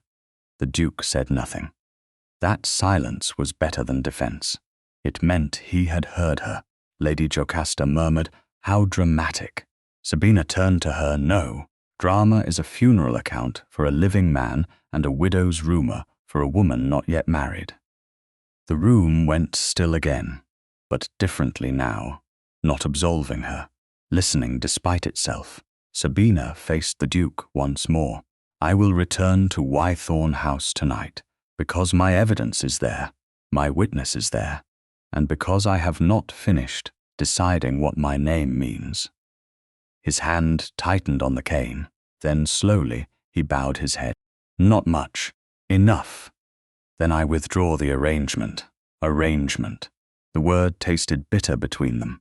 It would have to be answered later, in private, where pride could not hide behind propriety. But for now, in the charity room with the black-edged sheets exposed, and the false account dated too early, Sabina had not been sent away. She had refused to vanish. The Duke turned to Lady Bramcote. "That paper and the account will be copied before witnesses, then delivered to Mr. Venn. Anyone preventing that will explain why forged mourning was easier to circulate than living testimony." No one moved to prevent him. Jocasta's smile remained, but beneath it, something had slipped. Aldous looked again like a man counting debts he had forgotten to conceal. Sabina stood beside the Duke without touching him. Part of her longed to. Part of her ached from the fact that she could not yet trust the shelter of his arm when he had nearly turned it into a gate. Across the room, the black bordered notice lay open under candlelight, still trying to make a corpse of him and a carrion bride of her. But it had made one mistake. It had carried a date, and dates, unlike whispers, could be made to testify. The note from Wythorne House arrived the following morning in a hand too controlled to show distress. Sabina read it while standing in the small guest chamber Mrs. Pike had prepared for her. The shutters opened to a grey London dawn and the cracked ivory dance card resting on the writing table beside her gloves. She had returned from Lady Bramcote's charity supper the night before in the Duke's carriage, but not in peace. They had spoken only of necessary things. The copied undertaker's account, the false subscription notice, Mr. Venn's expected visit, Mrs. Pike's arrangements. The Duke had escorted her to the morning room door, bowed with formal restraint, and said, "You will not be pressed tonight." Then he had withdrawn. That should have comforted her. Instead, it left behind a silence shaped exactly like the words he had spoken before the whole room. "Lady Sabina will return to House Loxley tonight under escort." Now his note lay open in her hand. "I have arranged for your aunt to receive you this afternoon, if you still wish distance from Wythorne House. Mrs. Pike will accompany you. You need not decide in haste." Beneath the courtesy, Sabina saw the old wound.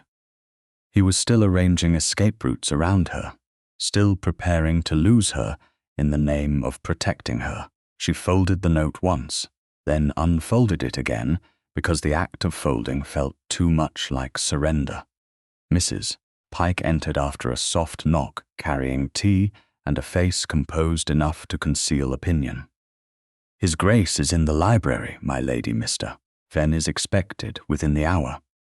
"Has the carriage been ordered?" Mrs. Pike's hands paused over the tea tray. "One has been made ready, not ordered to the door." Sabina looked toward the window. Outside, London moved beneath pale smoke and wet roofs, washing last night's scandal into morning conversation. By noon, women who had not held the black-edged paper would know what it said. By evening, they would know what they preferred it to mean. If Sabina returned to House Loxley now, Mrs. Greaves would call it prudence. Aldous would call it proof she had overreached. Jocasta would call it retreat. The Duke would call it safety, and perhaps hate himself for the word. "Mrs. Pike," Sabina said, "will you come with me to the library?" The housekeeper's expression did not change, but approval warmed her voice by the smallest degree. "Of course, my lady." The library doors stood open when Sabina arrived. Merrick Staveley, Duke of Wythorne, was at the long table with 3 papers before him. The black notice proof, the copied undertaker's account from Lady Bramcote's supper, and Aldous' unsigned scrap. His cane leaned against the chair. He looked as if he had been awake long enough to learn each line by heart and hate it more with every reading. When he saw Sabina, he stood too quickly. Pain crossed his face before he buried it. "Lady Sabina, your Grace." Mrs. Pike took a chair near the shelves with needlework she had clearly brought for the purpose of being respectably present. Sabina walked to the table. She did not sit. "I have read your note." His gaze flickered toward the paper in her hand. "Then you know I have not ordered you to leave." "No, you have only prepared the road, the carriage, the escort, and the household that will receive me." He absorbed the rebuke without looking away. "That is not an unfair description. It is a very elegant one. I thought distance might give you freedom from this." Sabina placed his note on the table beside the black-edged proof. "Do not discard me gently and call it mercy." The words landed harder in the library than they had in her mind. Mrs. Pike's needle became perfectly still. The Duke's face altered, not dramatically, but as stone alters under the first visible crack. "That is what it felt like." "Yes," he drew a breath. "Then I have injured you. You made a decision about my place in the story while I was standing beside you. I feared the room would devour you. It was devouring both of us. Because of my name. Because Aldous sold mine and Jocasta buried yours." His hand moved toward the chair, not for weakness alone, for restraint. "I heard them call you the mourning bride, and I heard them treat you as a funeral waiting for confirmation." His eyes sharpened, then lowered to the undertaker's account. "I have been called worse. That doesn't mean you were not hurt." Silence followed. It was not empty. It had weight, and in that weight something passed between them that no supper room would have understood. He looked toward the window, where a narrow light fell over the scar on his cheek. "After the accident, my first invitation came edged in black by mistake. The hostess claimed the stationer misunderstood.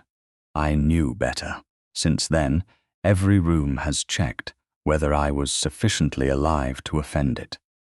Sabina's anger softened, not into forgiveness yet, but into comprehension. "So when they used black paper again, you decided to remove me from the room before it could mark me too." "Yes," his voice roughened, "and I forgot that removal is the language they had already used against you." The admission did more than any defense could have done. It did not make the hurt vanish. It made it visible enough to be handled. Sabina looked down at the papers. "Then, No more removals without my consent. No arrangements for my safety without telling me first. No arrangements. No deciding that disgrace attached to you must be escaped by sending me away. His eyes came back to hers. No. The word was simple. It carried a cost.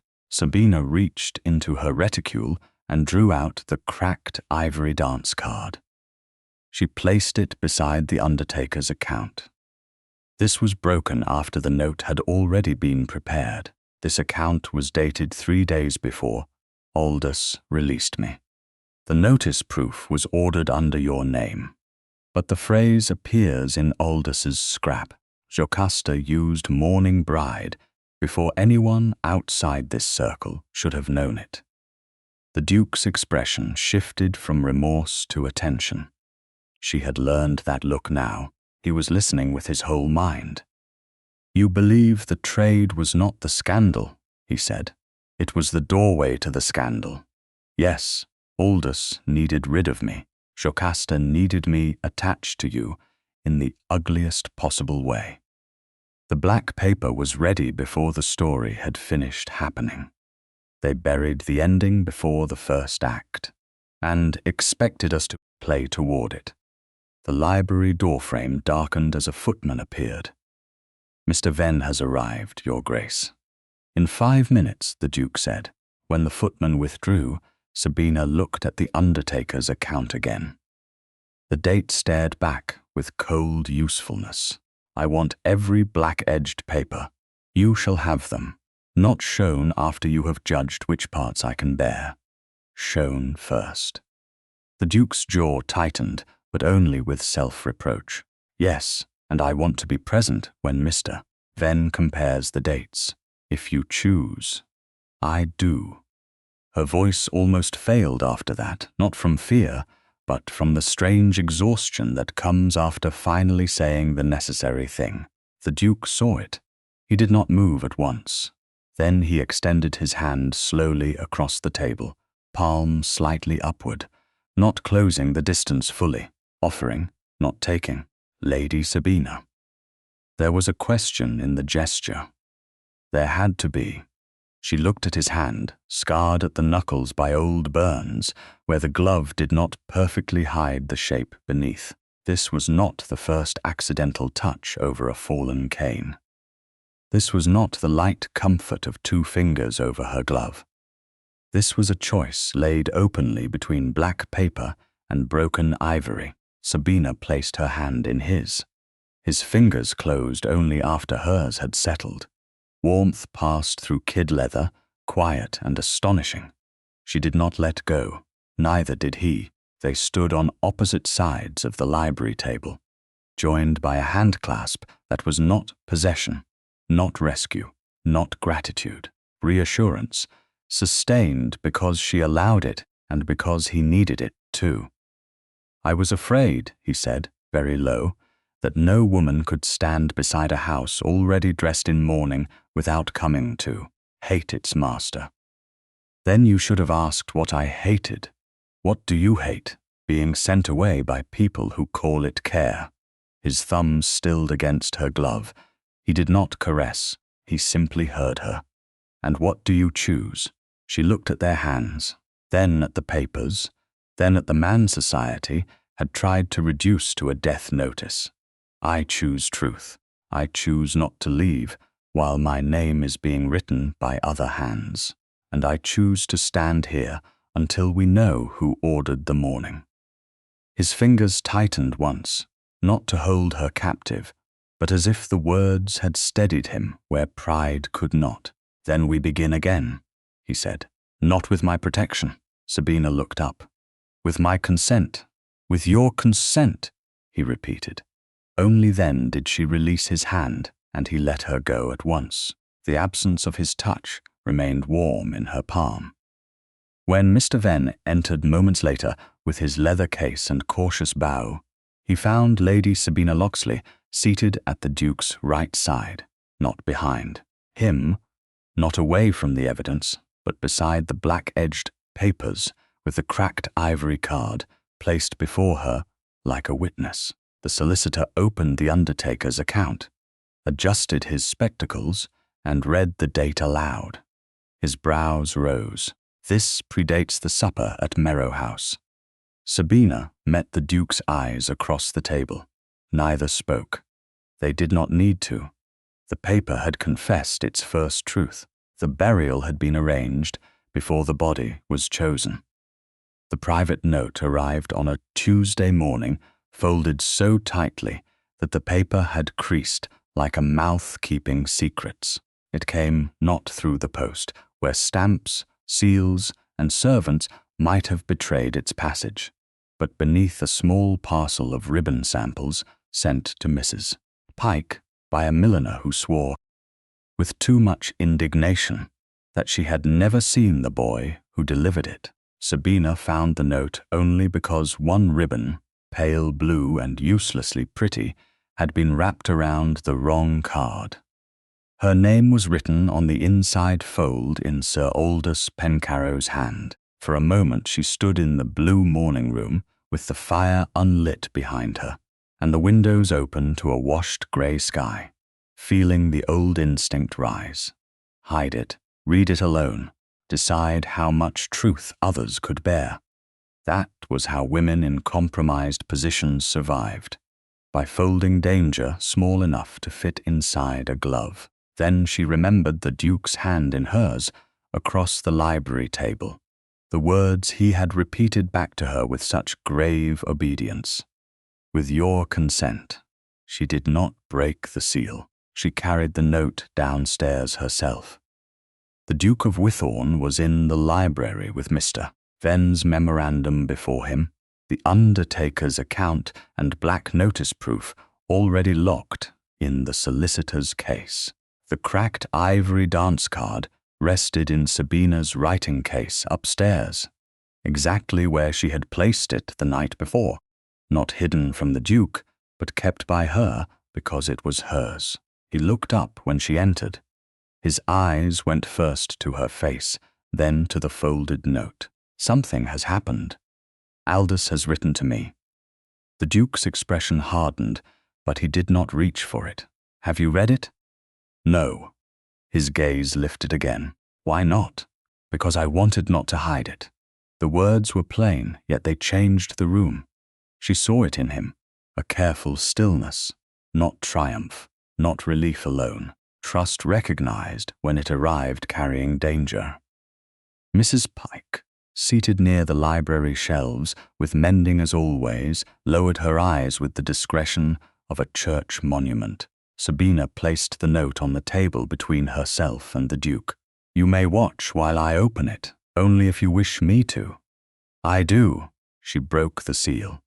Aldous had wasted no ink on remorse. Lady Sabina, if you have any remaining concern for your reputation or his grace's, meet me tomorrow at 3 near the west entrance of St. Clement's Arcade. Come alone, or the black notice will be nothing beside what Lady Jocasta holds. There is a card in your hand that may yet be answered by one in hers. You do not understand what you have become part of. She read it once, then passed it to the Duke. He took it because she had offered. As he read, a faint line appeared beside his mouth. He asks you to come alone. He does, then he is either desperate or badly advised. Can a man be both? Frequently. The dry answer almost steadied her. Almost. But the phrase about the card had reached beneath her ribs. There is a card in your hand that may yet be answered by one in hers. He means the dance card. The real one is still in your possession. Yes. Then she means to produce another. Sabina sat slowly. The fireless room seemed colder. The cracked ivory card, with its wax stain, Aldous's pressure mark, and deepened fracture, had become not merely an object of humiliation, but a witness. Now Jocasta intended to create a rival witness, cleaner, more obedient, and false.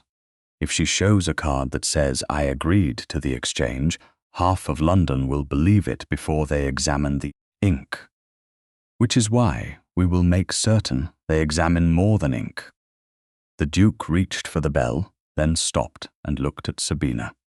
I would suggest Mr. Venn's office rather than any arcade, public enough for safety, private enough for controlled testimony. But it is your note. The correction was small, important. He had not said, "We will do this." He had returned the decision to her before strategy could become another command. Sabina touched the edge of Aldous's letter, then sent word to Mr. Venn. "Tell Aldous I will meet him there tomorrow at 3. Mrs. Pike will accompany me to the outer room. And I? You will be present, but not visible at first." His brows lifted slightly. A trap, a witness arrangement, a fine distinction, one you taught me. His eyes warmed for a moment, then sobered. "I will not let him frighten you." "No," Sabina said, meeting his gaze. "You will let him speak." The words held, firm and quiet. The Duke inclined his head. "Then I will let him speak." The next afternoon, Mr. Venn's office smelled of leather, dust, and old authority. It sat near Lincoln's Inn, up a narrow stair, and behind a door so respectable that even scandal might have wiped its feet before entering. Mrs. Pike remained in the outer chamber with her work-bag, close enough to preserve propriety and far enough not to crush the truth beneath her presence. Sabina sat in a straight-backed chair opposite Miss Venn's desk, gloved hands folded over her reticule. Inside it was the cracked ivory dance card. She had brought it because Aldous had mentioned it. She had not shown it. The Duke stood behind a half-open inner door at Mr. Venn's request, out of sight from the visitor's chair, but near enough to hear. Sabina had approved the arrangement. That approval mattered more than she could say. At precisely 3, Sir Aldous Pencarrow entered with the air of a man insulted by furniture. His face changed when he saw Mr. Venn. It changed again when he realized Sabina was not alone in the way he had demanded. "This is not what I asked." "No," Sabina said. "It is what I chose." Aldous's mouth tightened. "You have learned grand phrases." "I have learned the cost of small silences." Mr. Venn dipped his pen. "Sir Aldous, Lady Sabina has permitted this conversation to be witnessed and recorded. Proceed carefully." "Recorded? Truth often benefits from memory," Sabina said. Aldous looked at her then, truly looked. And some part of him seemed to understand that the woman he had brought to Merrow House as a debt no longer sat where he had left her. His anger sharpened into unease. "You think Wythorne will save you. He cannot even save himself from pity." The inner door did not move. Sabina felt the Duke's presence beyond it like a held breath. "You did not ask me here to discuss His Grace's health." "No, I asked you here because Jocasta is prepared to end this very publicly.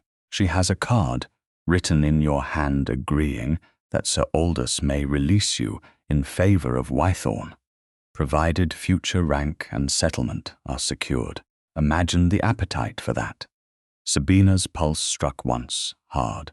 "A card written in my hand. Close enough." He regretted the words as soon as they left him. Mr. Venn's pen moved. Sabina kept her face still. "So it is not my hand. Do not play clever. London does not need perfection. It needs permission to believe what it already enjoys." "And what do you want?" Aldous leaned forward.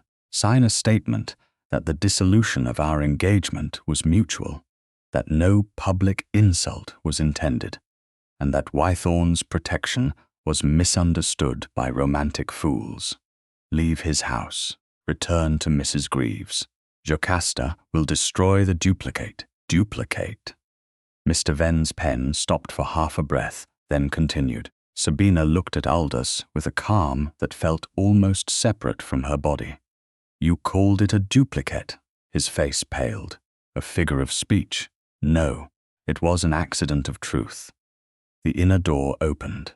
The Duke of Wythorne stepped into the office with his cane in one hand, and a stillness that made Aldous rise halfway from his chair, before remembering he had nowhere to go. "Sir Aldous," the Duke said, "I advise silence unless you can afford more truth." Aldous's eyes darted from the Duke to Sabina. "You staged this." Sabina stood. "No, I refuse to come alone." The distinction mattered. It steadied her knees. Aldous gathered his hat with shaking fingers. "You will regret making an enemy of Lady Jocasta. I regret only having once mistaken you for a gentleman." That struck deeper than anger. Aldous left with a bow so slight it was nearly an insult, and Mr. Venn's clerk followed to confirm his departure. For several seconds no one spoke.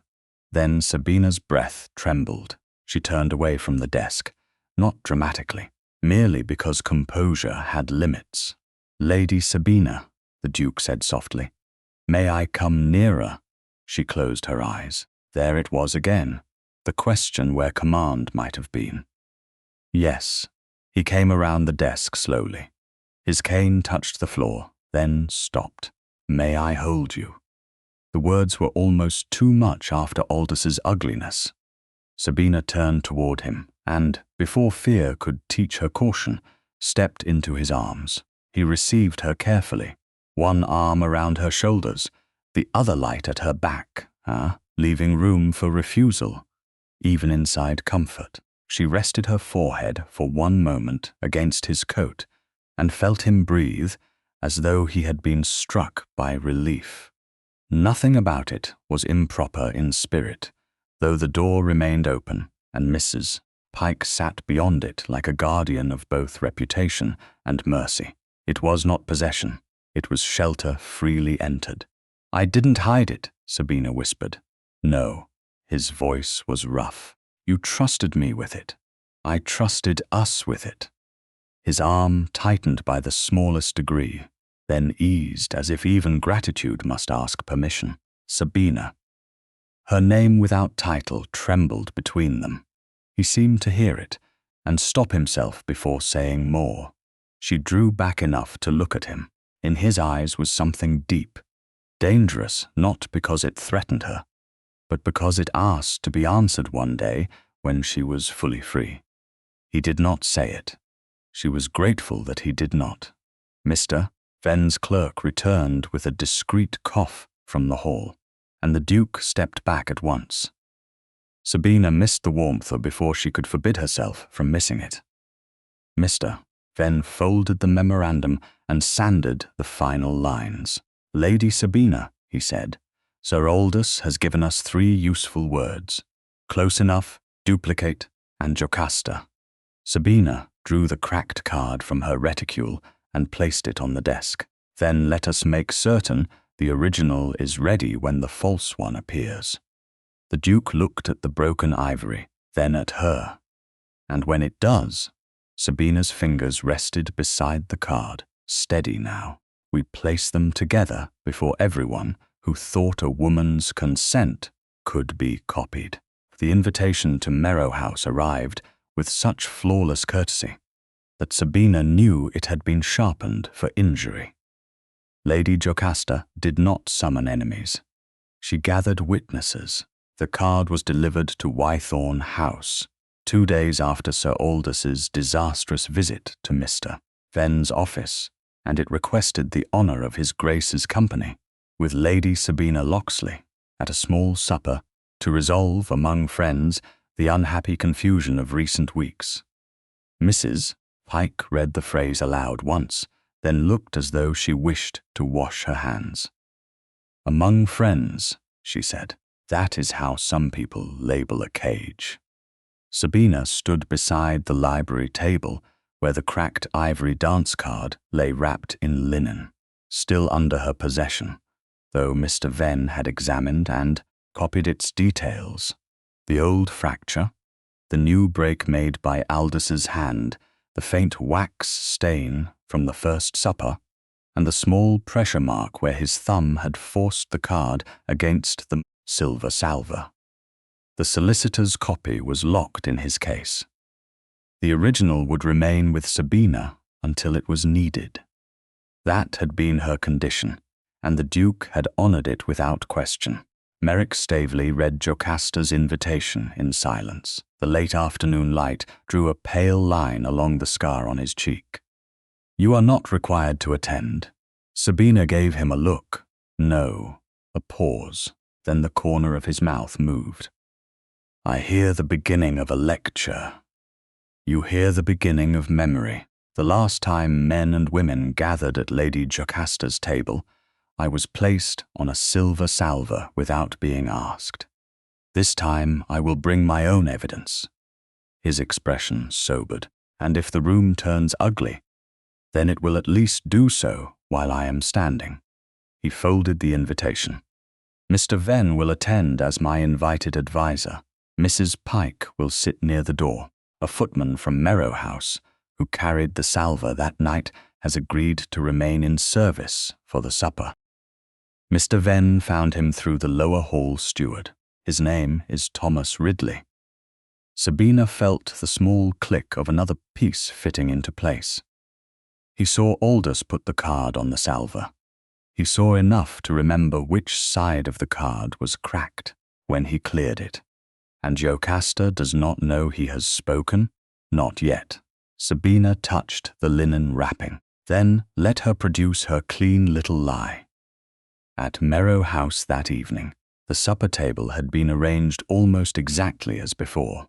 That was Jocasta's mistake, or perhaps her vanity.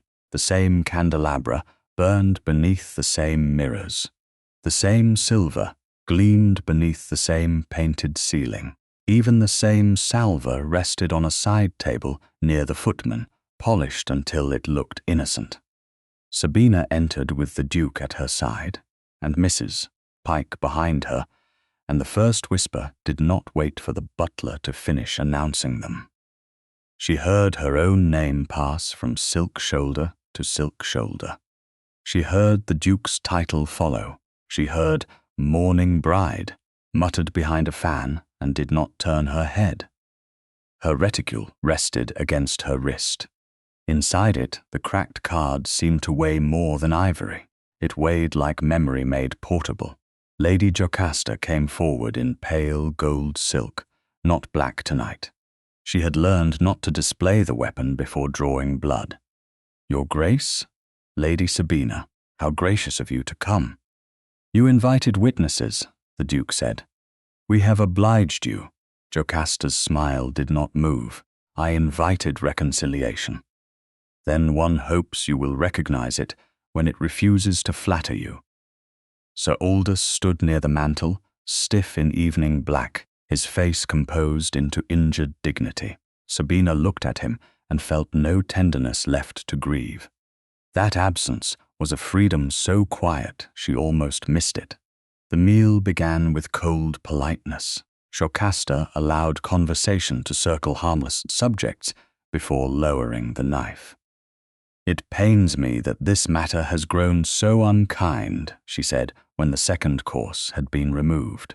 "Lady Sabina has been exposed to rumours no lady should endure. Sir Aldous has been made to appear mercenary. His Grace has suffered his old misfortunes revived. Perhaps we should begin with the misunderstanding at the centre." She nodded to a maid who brought forward a small ivory card upon a tray. Not the silver salver, a tray. Sabina nearly smiled. Jocasta did not want the old object near the new one. "This," Jocasta said, "was given into my keeping by a person anxious that truth not be buried beneath ducal influence. It shows that Lady Sabina, before that unfortunate supper, understood Sir Aldous might withdraw in favour of his Grace, provided future rank and security were respected." The room leaned forward. Aldous looked at the floor as if nobly ashamed. Sabina looked at the card. It was ivory, small, delicately pierced at the top for a silk cord. Written across it in a passable imitation of her hand were the words, "I consent to release Sir Aldous Pencarrow from his engagement if his Grace of Wythorne accepts me under terms of future settlement." Her name was signed below. The signature was close enough to wound. Close enough for London. A woman near the end of the table whispered, "How dreadful!" Lady Jocasta sighed. Indeed. The Duke's hand rested on the table near his knife. He did not speak. Sabina knew he wanted to. She also knew he was holding that want in check, because this was hers. A month ago, she would have been grateful if a powerful man had risen and crushed the room for her. Tonight, she was grateful that he did not. "May I see it?" Sabina asked. Jocasta hesitated. "If you feel able." "I feel observant." A footman brought the tray. Sabina did not touch the false card at once. She looked at it where it lay, too clean, too complete, too obedient. No old crack from Lord Pelham's assembly. No newer fracture from Aldous' grip. No candle wax stain from Jocasta's own table. No pressure mark from the salver. A lie had many weaknesses, but vanity was the easiest to see. It wanted to look unbroken. "Your Grace," Sabina said, "would you ask for the salver?" Jocasta's gaze flashed. "The salver?" "The silver one from the night Sir Aldous placed my future upon it. If we are returning to the first supper, let us be accurate." A faint murmur moved around the table. The Duke turned to the nearest footman. "Bring it!" Jocasta's mouth tightened, but before she could object, Thomas Ridley stepped forward from the wall and carried the salver to the center of the table. His face was pale. His hands were steady enough. Sabina recognized him as the young footman who had stood behind Aldous' chair that night. She drew her reticule onto her lap, opened it, and removed the linen-wrapped card. For 1 second, her fingers pressed around it. Then she unfolded the cloth and placed the real cracked dance card on the silver beside the false one. The room changed, not loudly. It tilted, side by side. Truth and imitation accused each other without speaking. Sabina pointed first to the long fracture. This crack existed before Lady Jocasta's first supper. This break crossing it was made when Sir Aldous took the card from my hand that night. Aldous snapped, "You cannot prove that." "Perhaps not alone." Sabina looked to the footman. "Mr. Ridley, when you cleared the salver, did you see this card?" The young man swallowed. "Yes, my lady." Jocasta's fan opened. A servant eager to please a duke is hardly a foundation for truth. The Duke's hand shifted near Sabina's on the table, open, palm down, close but not touching.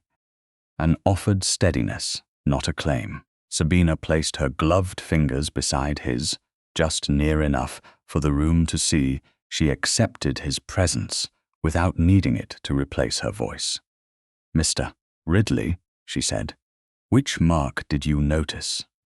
"The split near the top loop, my lady. I noticed because I feared the edge might catch the polishing cloth when I carried the salver away. There was a small wax smear, too, from the left candle. The card her ladyship has shown has neither." Jocasta's voice cooled. "You studied a lady's keepsake very closely." "No, my lady. I studied the silver I was responsible for." The card was on it. That answer struck harder because it was humble and exact. Mr. Venn, seated near the lower end of the table, leaned forward. "The stationer's mark on the second card may also interest the company. It is fresh. The ivory has not yellowed. The cord hole shows no wear. Lady Sabina's original card bears years of handling." Jocasta laughed softly. "How industrious! Soon we shall hear that age itself is evidence." "In this case," Sabina said, "it is." Aldous stepped toward the table. "Enough. The meaning remains. You benefited from the transfer." The Duke's voice entered then, dangerous in its restraint. "She was publicly insulted by it, and sheltered by you after it, because you made shelter necessary." Aldous pointed at the false card. "You think destroying that destroys the truth? Everyone knows she had little to lose and much to gain." Do not pretend she was dragged unwilling into a better fate. Sabina looked at him for a long moment. Strange how a man could once possess all one's hopes and later seem too small to hold even one. You are right about one thing, Sir Aldous. I had little left to lose by the time you placed me before the Duke. But that was not because I wanted his title. It was because I had already lost my respect for you. A sound moved through the room, sharp as a drawn breath. Aldous went white. Jocasta's control thinned. Very moving, she said, but a performance does not change ink. No, Sabina replied. That is why you chose the ink poorly. Mr. Venn placed a small card on the table. The stationer's crescent on the false card matches private stock from Ellery and Cope, the same source as Lady Jocasta's black-edged card and the morning notice proof. Jocasta's fan stopped. Not enough for confession, enough for fear. Sabina turned the false card slightly with the tip of her glove.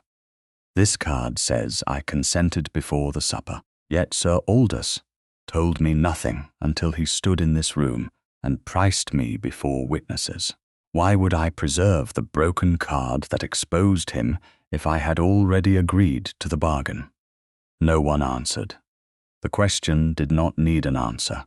It needed only the silence it created. The Duke's open hand remained near hers. Sabina let her fingers rest beside it. Steady now, the cracked ivory card between them and the room. Jocasta's eyes had darkened with the first true loss of the evening. Aldous looked not angry now, but cornered. It was Lady Jocasta who recovered first. Then ask the undertaker, she said, each word smooth with desperation hidden under polish. Ask whose name paid for the black wax. The Duke looked at Mr. Venn. Mr. Venn opened his leather case. Sabina felt the room lean again, hungry for the next wound. But this time the hunger did not frighten her. The false card lay exposed, clean and useless, beside the broken one that had survived hands meant to use it. And for the first time since Merrow House had become the stage of her humiliation, the silver salver held not her price, but her proof. Mr. Venn did not hurry when Lady Jocasta spoke of the undertaker. That was his power. In a room strung tight with hunger, he opened his leather case, as though he had been asked to compare parish rents, not expose a scheme that had tried to bury a living duke and stain a woman's name with widowhood before she had even chosen a husband. The silver salver remained at the center of Lady Jocasta's supper table. On it lay the real cracked ivory dance card, the false card too smooth beside it, Aldous's debt scrap copied from the Duke's file, the black-edged notice proof, and the false undertaker's account, folded back to show the black wax at its corner. Candlelight trembled over the evidence until every object seemed alive with accusation. Sabina stood with her gloved fingers resting near the Duke's open hand, not touching now, but close enough that the room could see what Lady Jocasta had not intended anyone to see. She was not hidden behind him. He was not speaking over her.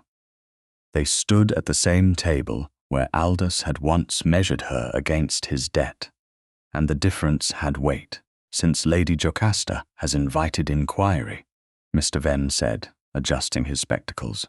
We may proceed in order. First, the black-edged notice. It was not authorized by His Grace, nor by any steward, secretary, or agent of House Staveley. The printer retained the proof because he recognized the irregularity of the order. Lady Jocasta's fan stirred. Printers may invent caution when a duke asks them to. Indeed, Mr. Venn said mildly. Which is why I also asked the stationer. He placed a narrow ledger page beside the notice. Ellery and Cope supplied the black-edged stock. Their private mark, a crescent, impressed near the lower edge, appears on Lady Jocasta Merrow's calling card, the notice proof, and the false dance card produced tonight. A murmur moved around the supper room. Jocasta lifted her chin. Many persons of quality use Ellery and Cope. Fewer ordered black wax on the same morning as the notice proof, Mr. Venn replied. Fewer still signed the order with a private Merrow seal. The fan stopped. It was the first true stillness Jocasta had shown all evening. Aldous stepped away from the mantel. This is becoming absurd. A lady may order paper without conspiring to ruin anyone. Certainly, Mr. Venn said, but the order included the instruction phrase, settle the balance. He placed another paper on the salver. The same phrase appears on the scrap delivered to His Grace before the first supper. Sabina watched Aldous' face blanch beneath the candlelight. He had forgotten the scrap, or perhaps he had assumed a small note could not become a blade. The Duke's voice was quiet. Would you like to explain how the phrase moved from your hand to Lady Jocasta's order? Aldous laughed once. It was a poor sound. My hand? You cannot prove that note was mine. Sabina looked at him. Not yet. But Mr. Venn can prove you recognized the phrase at his office before His Grace entered. Aldous turned sharply toward her. You trapped me. No, she said. You asked me to come alone, and I refused. The words landed with more force than anger would have done. Several ladies looked down, perhaps imagining letters they had once hidden, meetings they had once survived, commands they had mistaken for romance because refusal had seemed too dangerous. Mr. Venn continued.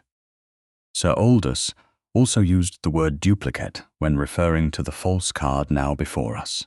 That statement was recorded in my office, in Lady Sabina's presence, before the present supper. Jocasta's composure returned in fragments, each one colder than the last. A desperate man's vocabulary does not convict a lady. No, Sabina said. Your paper does. Jocasta's eyes cut toward her. You grow bold under borrowed protection. The Duke's hand moved almost imperceptibly, but he did not interrupt. Sabina saw the restraint and drew strength from it.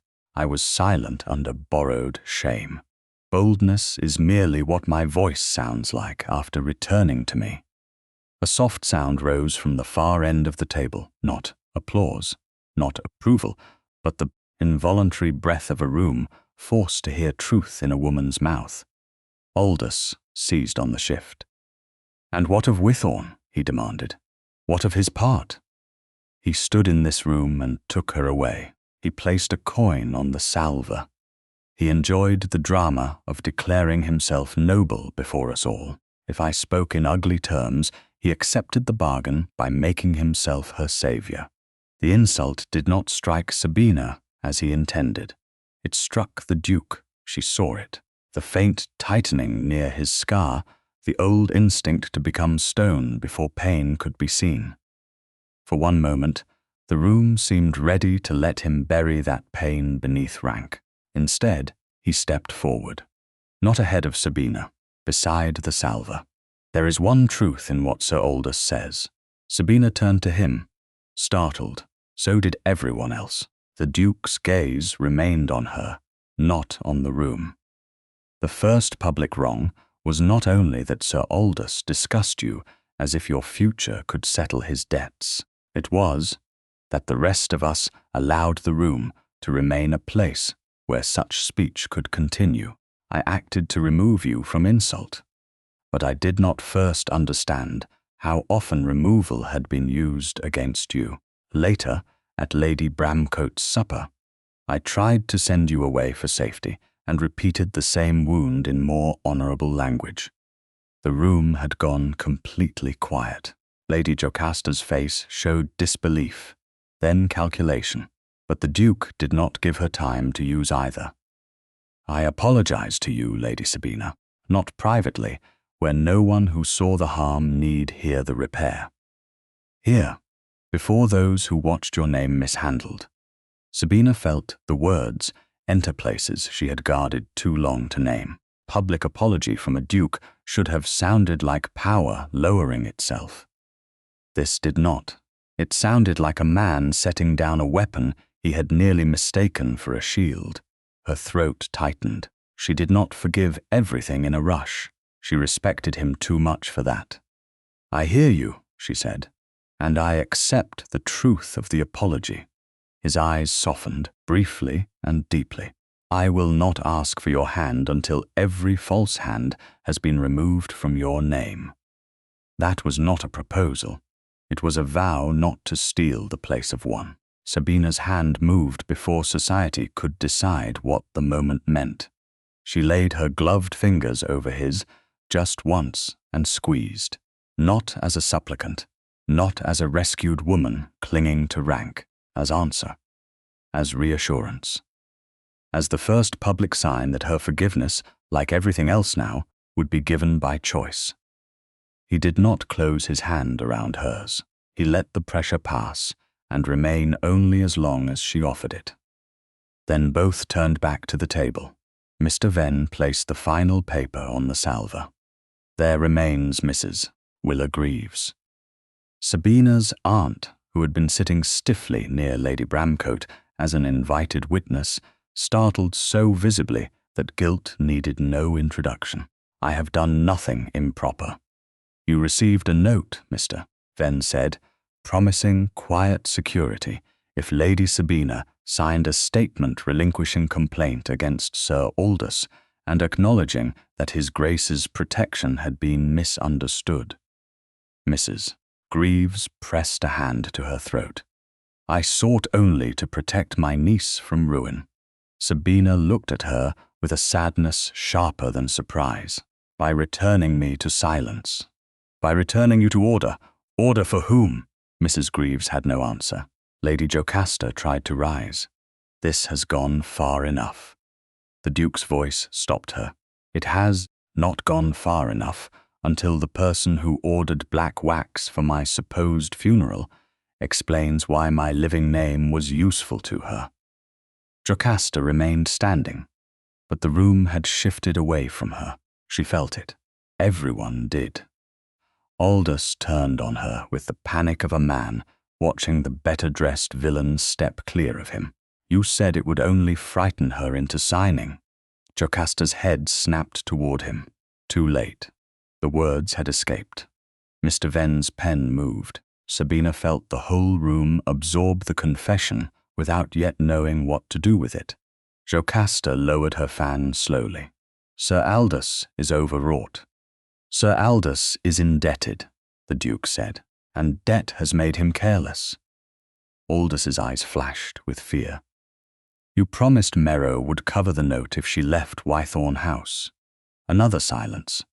This one was not shock. It was collapse.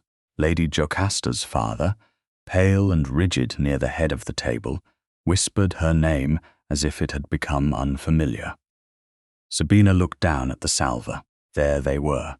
The broken promise, the copied lie, the funeral paper, the black wax, the debt phrase, the guardian's note. All the hands that had tried to write her future. The Duke stood beside her, no longer speaking first, but ready if the room tried to swallow her voice again. Mr. Venn lifted a folded slip with a dark impression at its corner. "The stationer's clerk has provided the original black wax order," he said. "It bears Lady Jocasta Merrow's private seal." Lady Jocasta's beauty did not leave her. Beauty was not justice, but her power over the room cracked at last, cleanly and publicly, like ivory under a careless man's hand. The private seal ended Lady Jocasta Merrow's reign over the room more thoroughly than any shout could have done. For several seconds after Mr.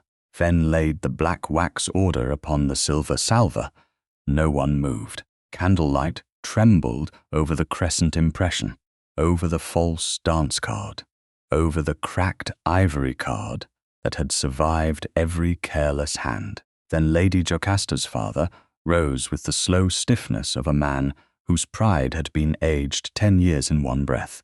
"Jocasta," he said, not loudly. He did not need to be loud. His daughter's face remained composed, but her eyes had begun to search the room for a door that was not made of witness. "Papa, you can't believe this performance. I believe my seal." The words stripped her of the last protection rank could lend. A sound passed along the table. Not pity, not satisfaction, but the uneasy rustle of people understanding they had entertained a lie because it had been dressed well enough to amuse them. Sir Aldous Pencarrow stepped back as if distance might cut his name free from hers. "I was misled," he said quickly. "Lady Jocasta assured me no harm would be done beyond compelling a reasonable statement." Sabina turned to him. "You called it reasonable to say I consented to being exchanged. You knew your prospects were poor." "No," she said. "You hoped I believed they were." His mouth worked once, but no answer came. The Duke stood beside the salver, his face harsh with restraint, his cane planted firmly enough that the silver handle caught the light. "Sir Aldous Pencarrow," he said, "your creditors will receive no settlement from House Staveley, Mr. Venn will forward copies of your statements, including your admission regarding the duplicate card, to those who have lawful claims against you. You may discover that debt is less forgiving when it cannot hide behind a woman's name." Aldous's colour drained. "You would ruin me over wounded pride." The Duke's gaze did not flicker. "No, over attempted coercion, forged implication, and public defamation. Pride is cheaper." Lady Jocasta laughed once, brittle and beautiful. How noble! The scarred Duke rescues the discarded woman.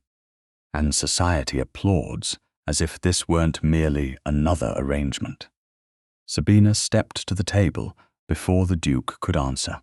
The room looked at him out of habit, then at her because she had moved. That, too, was part of justice. "No," she said, "there will be no arrangement spoken over me tonight." She placed one gloved finger near the cracked card, not touching the false one. "This card was mine. When Sir Aldous promised me dances he never meant to honour. It was mine when he broke it further in this room. It was mine when he placed my future before his grace, as though debt could be settled with a woman. It is mine now, while your false copy lies beside it. You may all see the difference." No one spoke. Even Jocasta's fan had lowered. Sabina continued, her voice clear because fear no longer had to carry the whole weight of her dignity. "The black notice was false. The undertaker's account was false. The card claiming my consent was false. The only true thing in this room is what was done before witnesses. Sir Aldous tried to trade me. Lady Jocasta tried to make me look eager for a grave. Mrs. Greaves tried to return me to silence for the sake of quiet security. I will not carry their shame for them." Mrs. Greaves gave a small sob near the end of the table. "Sabina, I only wanted you settled." Sabina looked at her aunt with sadness, not hatred. "Then you should have asked whether I wished to be sold into peace." Lady Jocasta's father turned to Mr. Venn, his voice low. "The Merrow family will withdraw Lady Jocasta from town tonight. We will cooperate with any inquiry required to prevent further circulation of these papers." "That will be noted," Mr. Venn replied. Jocasta's face flushed. "You cannot send me away like a schoolgirl." "No," Sabina said quietly. "You will be sent away like a woman whose elegance mistook cruelty for power." The words landed without flourish. Jocasta had no answer equal to them. Aldous tried one last escape. "And what of her?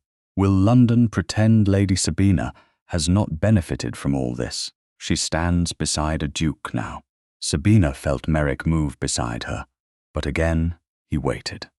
The old society had trained men to answer for women.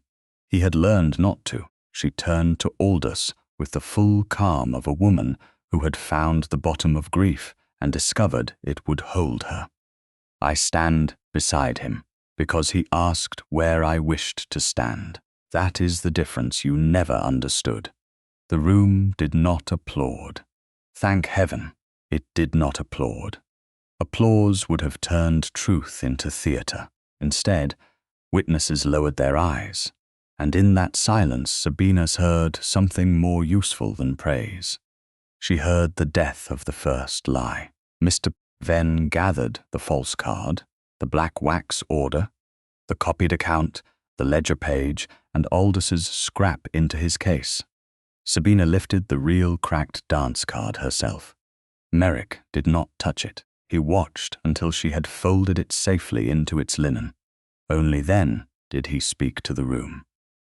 Lady Sabina Loxley leaves this house tonight as the wronged party. Anyone repeating otherwise will answer to facts, not rumor. The words closed, the public reckoning. Servants moved, chairs shifted. Lady Jocasta was taken out by her father's command, her head high, her power broken. Aldous left by a side door, under the eyes of men who had once welcomed his jokes and now counted his debts in silence. Mrs. Greaves was escorted away, weeping softly into a handkerchief that had never been large enough to cover guilt. Sabina remained standing until the room blurred at the edges. Merrick saw it. "There is air in the conservatory," he said, not touching her. "The doors remain open. Mrs. Pike is near." She nodded because her voice had become unreliable. The conservatory lay beyond the supper room, warm with damp earth and orange trees, kept alive through English stubbornness and glass. The doors stood open behind them. Mrs. Pike sat just within sight, her face turned politely toward a lemon tree as if it required supervision. Sabina stopped beneath the arch of dark leaves. For the first time since the first marrow supper, no one was accusing her. The quiet felt almost too large. Merrick stood a few feet away, giving her space even now.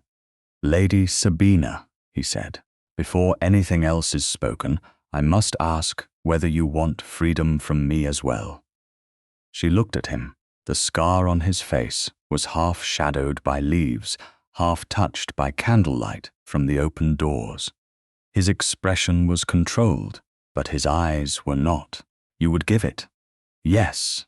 His voice roughened, without punishment, without claim, without asking gratitude to masquerade as affection. "And if I walked out alone, I would ensure your carriage was safe, your name was defended, and no paper followed you without your consent." The answer pierced her because it cost him. She heard the loss he had prepared himself to accept. Sabina stepped closer. "I will not be bought by title, I know, nor by pity. I would hate myself if you were, nor by safety." His jaw tightened. "That is the one I feared most. Nor by revenge against Aldous or Jocasta. Then, what remains?" She looked down at the linen-wrapped card in her hand, then back at the man who had been called, rotting by those too deadened in spirit to recognize life. Choice. His breath changed. She saw it. "I feared you would live beside me like a candle in a vault," he said, "kept alight by duty and slowly starved of air." Sabina stepped into his arms before he could turn confession into distance. He received her carefully, as he had in Mr. Venn's office, but this time her hands rose to his shoulders and stayed there. His arms closed around her with restrained wonder. The open doors, the nearby chaperone, the lit supper room behind them, all held the moment within propriety. Nothing about it felt small. "Merrick," she said, using his name as if opening a door. He closed his eyes once. When he opened them, the guarded man who had survived rumor, injury, and loneliness looked at her as though truth had become flesh and stood before him. "May I kiss you?" he asked. Sabina felt the question move through her like warmth after winter. He had asked at every threshold where another man would have presumed. Her answer came without fear. Yes. She rose to meet him. His kiss was gentle, restrained, and trembling with all he did not seize. It held no claim except the one she returned. Sabina answered it freely.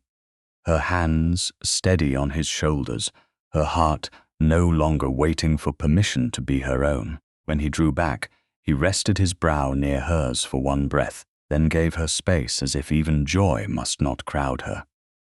"I love you, Sabina Loxley," he said. The words were plain. No title, no bargain, no rescue placed between them. Sabina touched the scar at his cheek with her gaze, not her hand, and smiled through the ache of everything survived. "And I love you, Merrick Staveley. Not your title, not your rescue, you." His face changed then, not into happiness alone, but into relief so deep it looked almost like grief leaving the body. Sabina unwrapped the cracked dance card and placed it in his hand, then closed her fingers over his around it. "It began as proof of what they made of me," she said. "Let it become proof of what I chose." He looked at the broken ivory resting between their hands. "Then, let this be the last proof of what they made of you," he said softly, "and the first proof of what you chose." Behind them, the supper room still held the evidence of ruin and repair.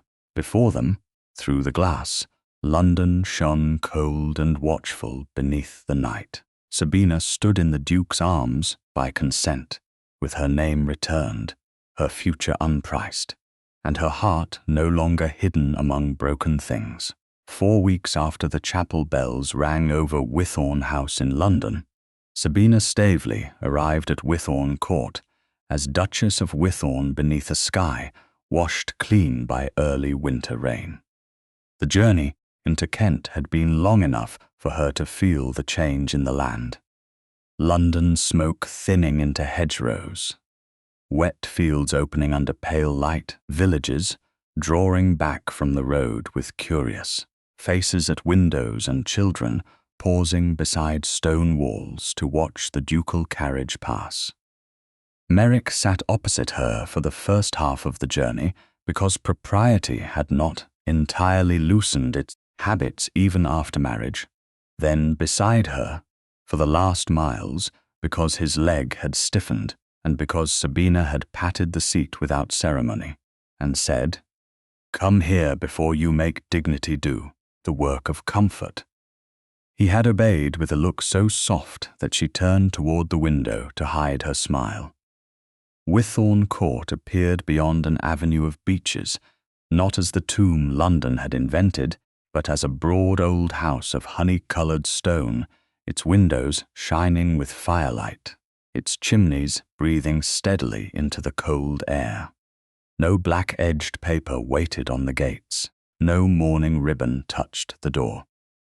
Garlands of winter greenery framed the entrance, simple and living, with bright berries tucked among the leaves. Sabina felt Merrick watching her as the carriage slowed.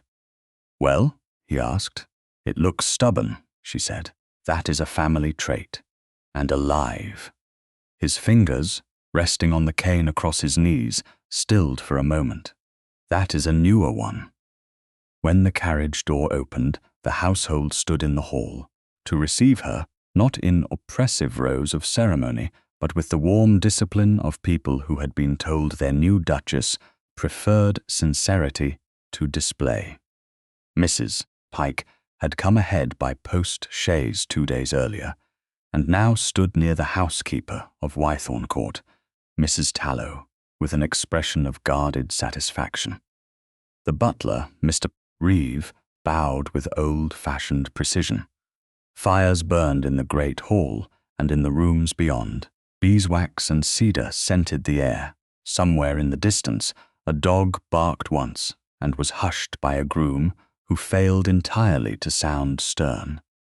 Sabina stepped across the threshold, with Merrick beside her, his cane tapping stone, her hand resting lightly on his sleeve because she chose the contact, and because he still looked quietly astonished each time she did. "Your Grace, Mr." Reeve said, and the title came to her without accusation, without bargain, without Aldous's sneer or Jocasta's black border. Sabina accepted it with a small incline of her head. "Thank you, Mr. Reeve. I am glad to come home." The word home moved through the hall more gently than any announcement. She felt Merrick's arm beneath her fingers grow still. She did not look at him until the servants had been greeted. The maids thanked. Mrs. Tallow reassured that there would be time enough for household accounts on the morrow. And Mrs. Pike told, with great seriousness, that she was not to bully the Kent staff before tea. Only then, when they stood alone in the gallery above the hall, did Sabina turn and find Merrick looking down at the entrance where she had said it. "You should not stare at your own floor as though it has performed a miracle," she said. "It has. It heard you call this house home and did not collapse from the honor. Stone is stronger than gossip.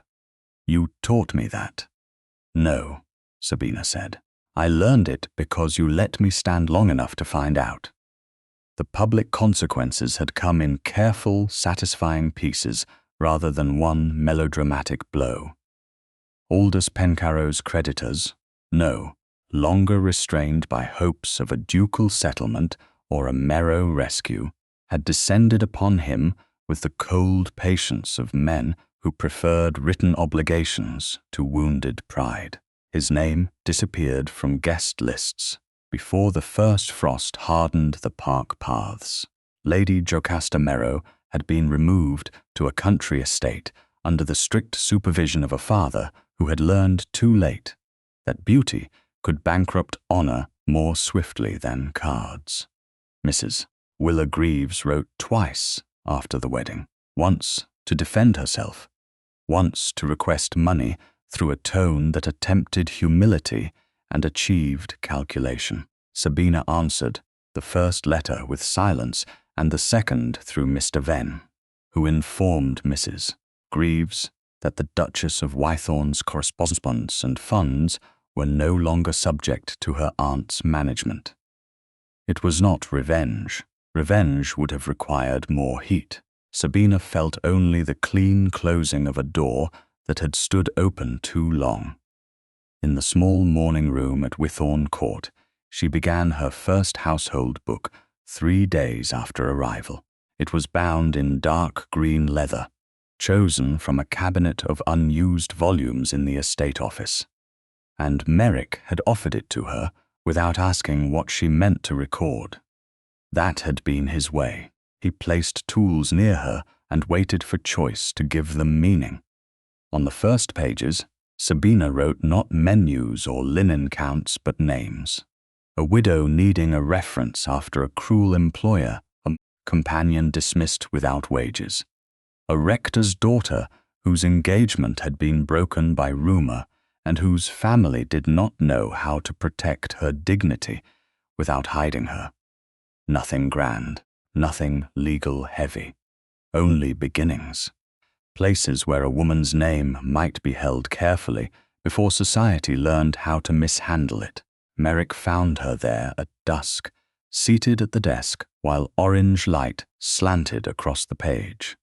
In his hand was the linen packet that had travelled from London in her own jewel case. "I found this where you told me it would be," he said. Sabina looked at the packet. The cracked ivory dance card lay inside, unchanged. The old fracture crossed by the newer break, the wax stain, the pressure mark. A foolish little object, and yet not foolish at all. "I wondered when you would ask." "I have been trying not to, because you feared I would think you wished to take it from me." His mouth curved. "Marriage has made you inconveniently accurate. I was accurate before marriage. You were merely too noble to notice. Never that." The warmth in his voice made the room still around her. He placed the packet on the desk, then stepped back. "What do you want done with it, Sabina?" She loved him most fiercely in such moments, when power waited upon her answer without impatience. She opened the linen and looked at the damaged ivory. "Not framed," she said. A frame would make it a trophy. Burned? No. Fire would pretend it never mattered. She turned to the blank first page of the household book, then placed the card against the paper. Here. Merrick came closer, careful of the inkpot. In the book? Yes. Let it sit beside the names of women who may need someone to believe them before society finishes laughing. His eyes lowered to the card. Then it becomes a witness still. But not the last word. From the drawer she took a new dance card, plain and unmarked, with a fresh silk cord looped at the top.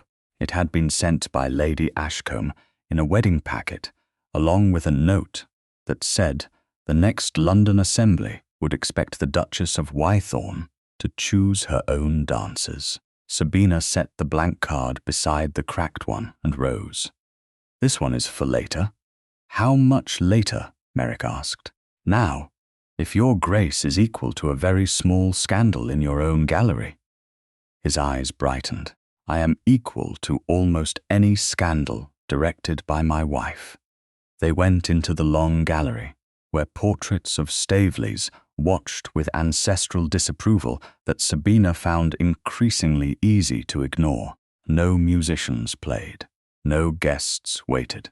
There was only winter light, polished floor, and the soft sound of Merrick's cane as he set it against a chair. Sabina held out the blank card and the little pencil attached to it. Ask me properly.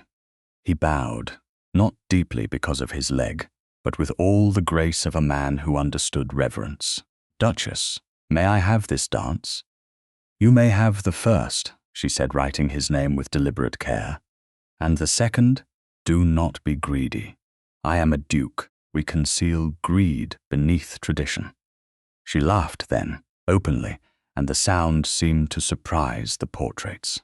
Merrick took her gloved hand and drew her into a slow measure that required little of his injured leg and everything of trust. They moved without music. Once, his step faltered. Sabina placed her free hand over his heart. Here, she said. We keep time here. He covered her hand gently with his own. I love you still, she whispered. His face changed as it had in the conservatory. Relief and wonder mingled with a tenderness that no scar could harden.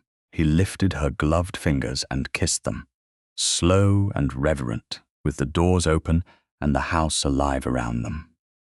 Then I am richer than any duke. Later, before the fire was stirred for the night, Sabina sewed the cracked ivory dance card into the first blank page of her household book with small, careful stitches. Beside it, she placed the unmarked card that now bore Merrick's name for the first dance and an empty line waiting beneath it. The broken card did not vanish. The blank one did not deny it. Together they told the truth that would carry her into every room after. She had been priced, doubted, pitied, and nearly buried in another person's lie.